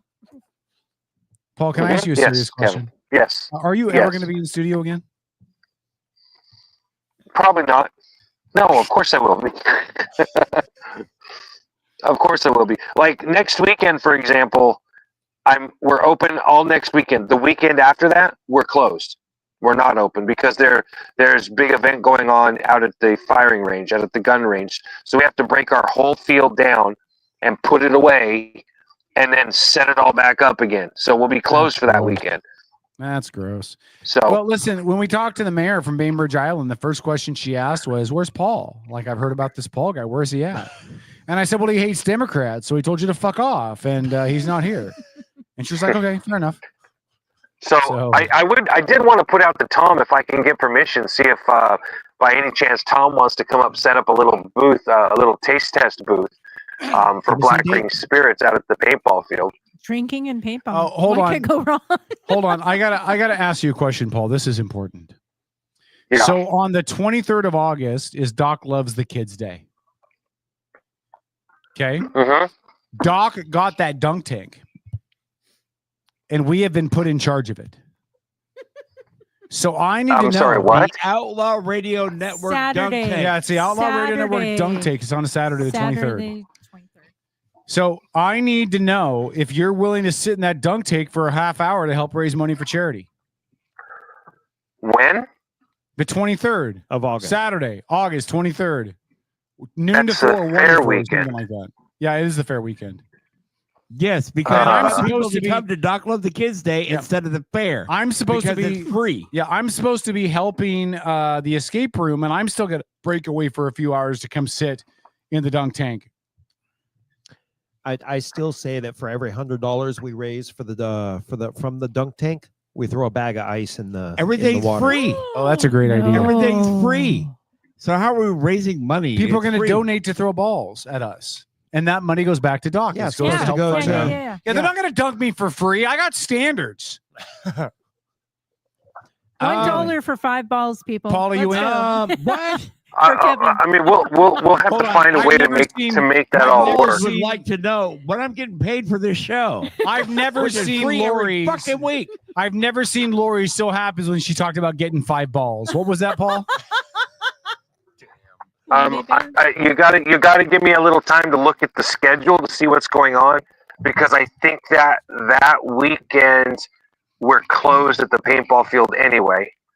Okay, well, but I am. We but need I to start am. keeping track of this because we start saying yes to things and then we don't No. show up. So I'm we gonna look I'm bad. gonna be there no matter what. I just don't, because Paul's running another business. So if Paul can't be there, I'll be there. Tom will be there. We'll be out there. I'll be We'll there. arrange. I just need to know, because we're gonna have like half-hour shifts, and so I need to know how many half-hour shifts to fill. And we're It's gonna reach out to require some more people politicians. than just 2 people. We're gonna reach out to some politicians. If We'll reach out to Greg you Wheeler. in the chat would like to be a part of the dunk tank, let me know. People aren't gonna pay money to dunk tank our listeners. Tegan said she'd come through. No, but our listeners will pay to dunk they'll tank pay- our host. Yeah, they will. Never been so excited when I had a woman threaten to throw her balls at me. Oh, no. Well, nowadays that's probably not that uncommon. No, ice, baby. Yeah, well, she liked the bag of ice Yeah. idea, I'm sure. My back hurts so Go, Paul. bad. His All right. neck and his back. Yeah. Dennis, do you have any parting shots for our I listening do. faithful? For those of you that missed the Derby last weekend or yesterday, How was it? How was it? You missed such a good Derby. The total definition of carnage. Yeah. And a great night of racing from start to finish. Yeah. Yeah. Did Ty race? No. Ty wasn't even at the track. Has he raced at all this year? Ty raced once. Okay. And he broke his transmission the first time out. Jeff broke his transmission last night man, that on was top of a ugly, tire. too. And by the way, in Jeff Hyam's defense, his face was not red because he was angry. He was it's because sunburned. he's sunburned. Yeah. Oh. Well, And also, here at Outlaw, we believe in go big or go home. So I would like to say with that, before we cooperate for kids, what does a Make-A-Wish kid have in common with a carton of milk? Oh God! Oh. Boy. Okay. Dennis. The views This expressed sounds by really the views expressed by Dennis probably are going to be hilarious for the rest of us. Go ahead, Dennis. An expiration date. I'm going home and buy a coffee creamer. Oh, Good night. Oh, Dennis. Wow. Oh my gosh, that's dark. I knew that was coming. He did it. He's still Tom's turning red. He's about Jeff Hyam red from yesterday. Wow. That was All dark, right. dark. Lori. If there's ever going to be someone to make you say "wow," it's going to be me. Yeah, I guess. Kevin will make you say "oh," but I will make you say "wow." Okay. Yeah, sure, you betcha. Lori just got all Norwegian on us. Yep, I did. Anyways. All right, go my ahead, turn. Lori. So I hope everybody had a great time at Whaling Days. And upcoming is the fair. Doc loves the kids. What else we got going on in August? Some festivals. Festivus. Festivus for the rest of us. Yeah. Hookers and blow. No. Whaling Days was phenomenal. I'll just say it again. Yeah, probably a good thing. I'm gonna go smoke a cigarette. There you go. Hurry up. Anyways, there's still a lot of summer left. Have fun, get out and enjoy the sunshine, enjoy, neighborhoods, families, all that stuff. Get to know your neighbors if you don't already. Enjoy it because pretty soon Old Man Winter will be here. This is Paul's favorite joke. Lori, do you know what the difference is between oral sex and anal sex? One's a sperm facial. No. Oral sex makes your whole day. Anal sex makes your whole week. Anyway, go ahead. Go ahead, Tom. Go ahead. Damn. How the hell am I supposed to follow that? Here's Tom's favorite joke. What's 6 inches long, hard as a rock, and full of semen? The sock under Tom's bed. Okay, Tom, go ahead. Boo. That's gross. I love these jokes. Most Offensive 5 Minutes Radio has made a comeback. Go ahead, Tom. What do you got? Like I said, how am I supposed to follow that? You just try. Okay. Actually, my parting shot would be spend a little bit of time with your family and your loved ones. I've got I am very lucky at 52 years old. I still have my grandmother. But I don't know how much longer I have her. She's having some health issues. She lives not far away. So if you have someone like that in your life, spend time with them. Appreciate them For sure. we don't have forever with our loved ones. So. No, we do not. Here's This Paul's one has painfully proven. Yeah. Oh yeah, Gen X is taking a beating this month. Here's Paul's other favorite joke. What's the difference between a softball and a G-spot? Paul will spend hours playing with a softball. Okay, Paul, do you have any parting shots? Damn. Have you ever heard the phrase, Kevin? You shouldn't say something on air or online that you wouldn't say to somebody's face. Well, I don't know, man. I haven't seen you in like 2.5 years. I know what you're talking about. Why does Dr. Pepper? Hold on. Why does Dr. Pepper come in a can? Because his wife died. All right, go ahead, Paul. God, that's so bad. These views are expressed by Kevin Chambers only, and do not reflect Outlaw Radio Network and its personality. So, Kevin, Tom, Lori, if you guys are bored, you should definitely come out and play paintball next weekend, or at least check it out. I would love to. I've got a paintball pass, but yeah, I will hook you guys up. I think that would be a kick in the pants. I just have to make it work with, For sure, dude. I totally understand. So that's all. Kitsap Paintball Park out at the Kitsap Rifle and Revolver Club. Yeah. I drove past that last week. It was pretty cool. Did you? Yep. Yeah. I wanted to see where it was because I didn't know. So. Oh yeah. Yep. You know what the Rifle Revolver Club. You guys know what the difference is between a chickpea and a lentil? Paul wouldn't pay $50 to have a lentil on his face. I'm sorry, Paul. I couldn't. You're lucky, Kevin. I couldn't hear that for some reason. Oh, let me tell you again, Paul. Signal. Paul, what's the difference between a chickpea and a lentil? Paul wouldn't pay $50 to have a lentil on his face. Wow, dude. It must get lonely at the top. Because it does. Some of the jokes you tell, brother. Oh my goodness. I just did a Google search. Hey, my parting shots are as follows. Thanks again for the fine folks at Whaling Days for letting me come out and hang out with them this weekend, do all their mic work and stuff. The bands were great. The Beastie Boys cover band on Saturday night. The Beastie Boys tribute band was phenomenal. The fireworks were great. The drone show last night was phenomenal. It was really, really good all the way around. It was a really good, fun night. And again, thanks to them for letting me come out and be a part of it. Next week on the show, who are our guests?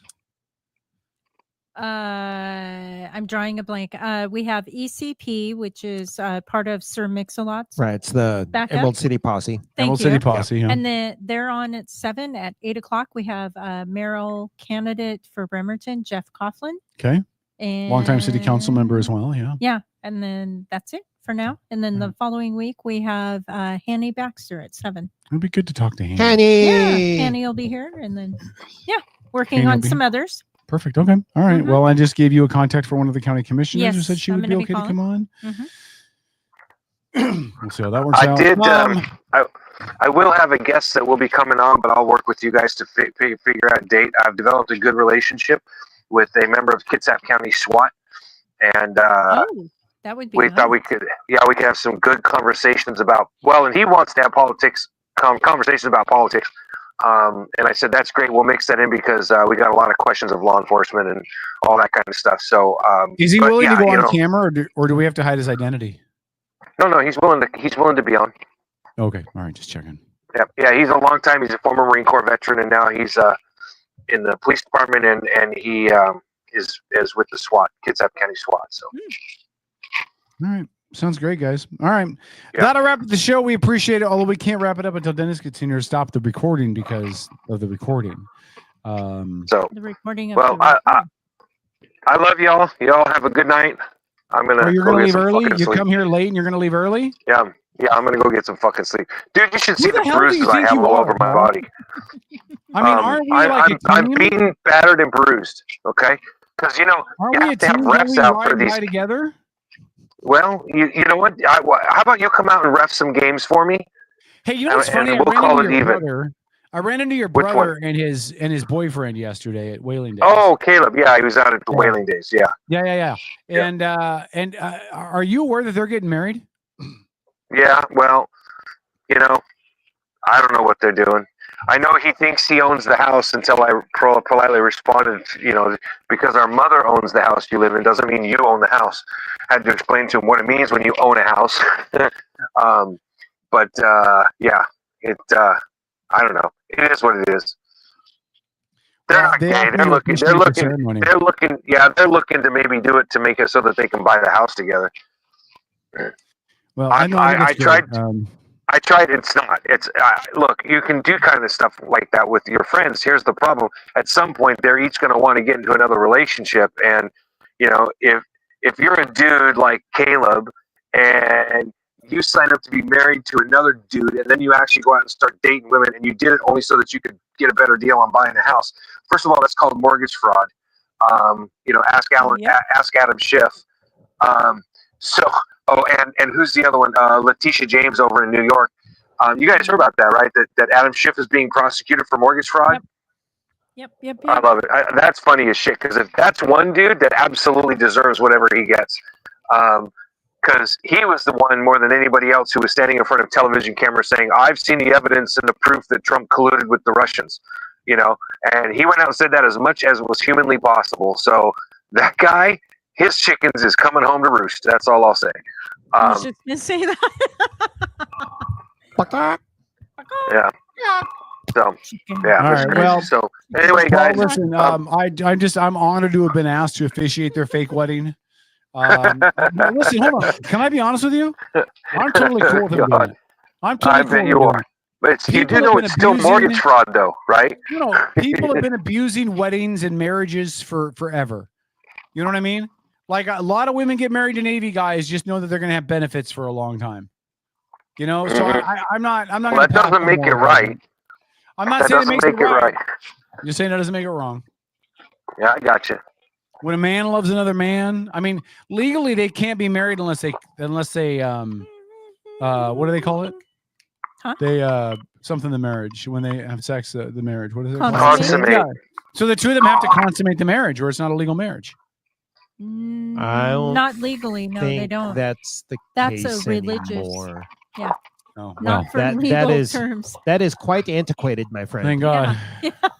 By the way, can you tell Dennis that ghosts haunt graveyards, even though the people don't die there, because it's all about energy, and so the spirit will follow. It'll go to the funeral. There's so much energy there and emotion that's attached to the burial. That's how they end up. At least as I've come to understand it. So hold on. So you're telling me, okay, let me understand this then. So I die, at a hospital. Let's say I die at St. Anthony's in Gig Harbor. Yeah. My body is then transported to a funeral home. Yes. And then my body is then put in a casket, transported again to the place where I'm going to be viewed. Yes. And then from there, it's going to be transported again to the place where they're going to put me in the ground.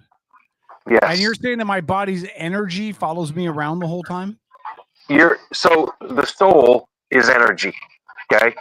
It is. Okay. It's an electrical force, and energy can neither be created nor destroyed. Right. And so the easiest way, in a metaphysical sense, to put it is that when all your friends and family go to the funeral, there's a lot of energy attracted to that, and that energy can draw your soul, so to speak, or your energy there to that location. It does not do it for everybody. It does it for very few. But from all of the studying and learning that I've done, being into the subject, one of the things that you learn is God is still very much about free will. Your religious studies would probably agree with that, right, Kevin? Yes. That free will transfers even in death. You can choose to leave the earthly plane, or you can choose to stay behind. You have that free will. All right. Did you hear that? That's why. It's a fascinating story. That's why the body might be dead, but the spirits are there, is because they chose to follow the body to its final resting place. Some people don't accept death, and they don't want to leave. There you go. Dennis? Okay. All right. The look on Dennis's face is one of 100% belief and acceptance. He believes that you're right. Paul, we love you. I also believe I'm going to go home and smoke. I hope I see your face someday. I'm beginning to feel like I don't remember what you look like. Well, you will, and if I can get to your place, he needs a spooning. I'm beginning to wonder if maybe it's not really you, but it's your wife using AI to make it look like it's you because she murdered you and fed you to the pigs. But I'm not sure. Well, I will everything. I will see depending upon how business is next Sunday. If I can get out of the paintball field early enough to come in, so we'll see how that goes. All So right. love you guys. See I've you got later. my hopes up on this kind of stuff before, so yes. whatever. Don't do it again. All right. I've also got my hopes up by watching porn and masturbating, but still. Oh, for fuck's sakes! Do you hold on? And now we know what Dennis and Tom do together on Friday nights. That's Outlaw Radio, everybody. We'll see you guys next Sunday. Lori Speeds if you're bored. Yeah. Oh, endorsed by Dennis and Tom. Yes, together. Good night, everybody.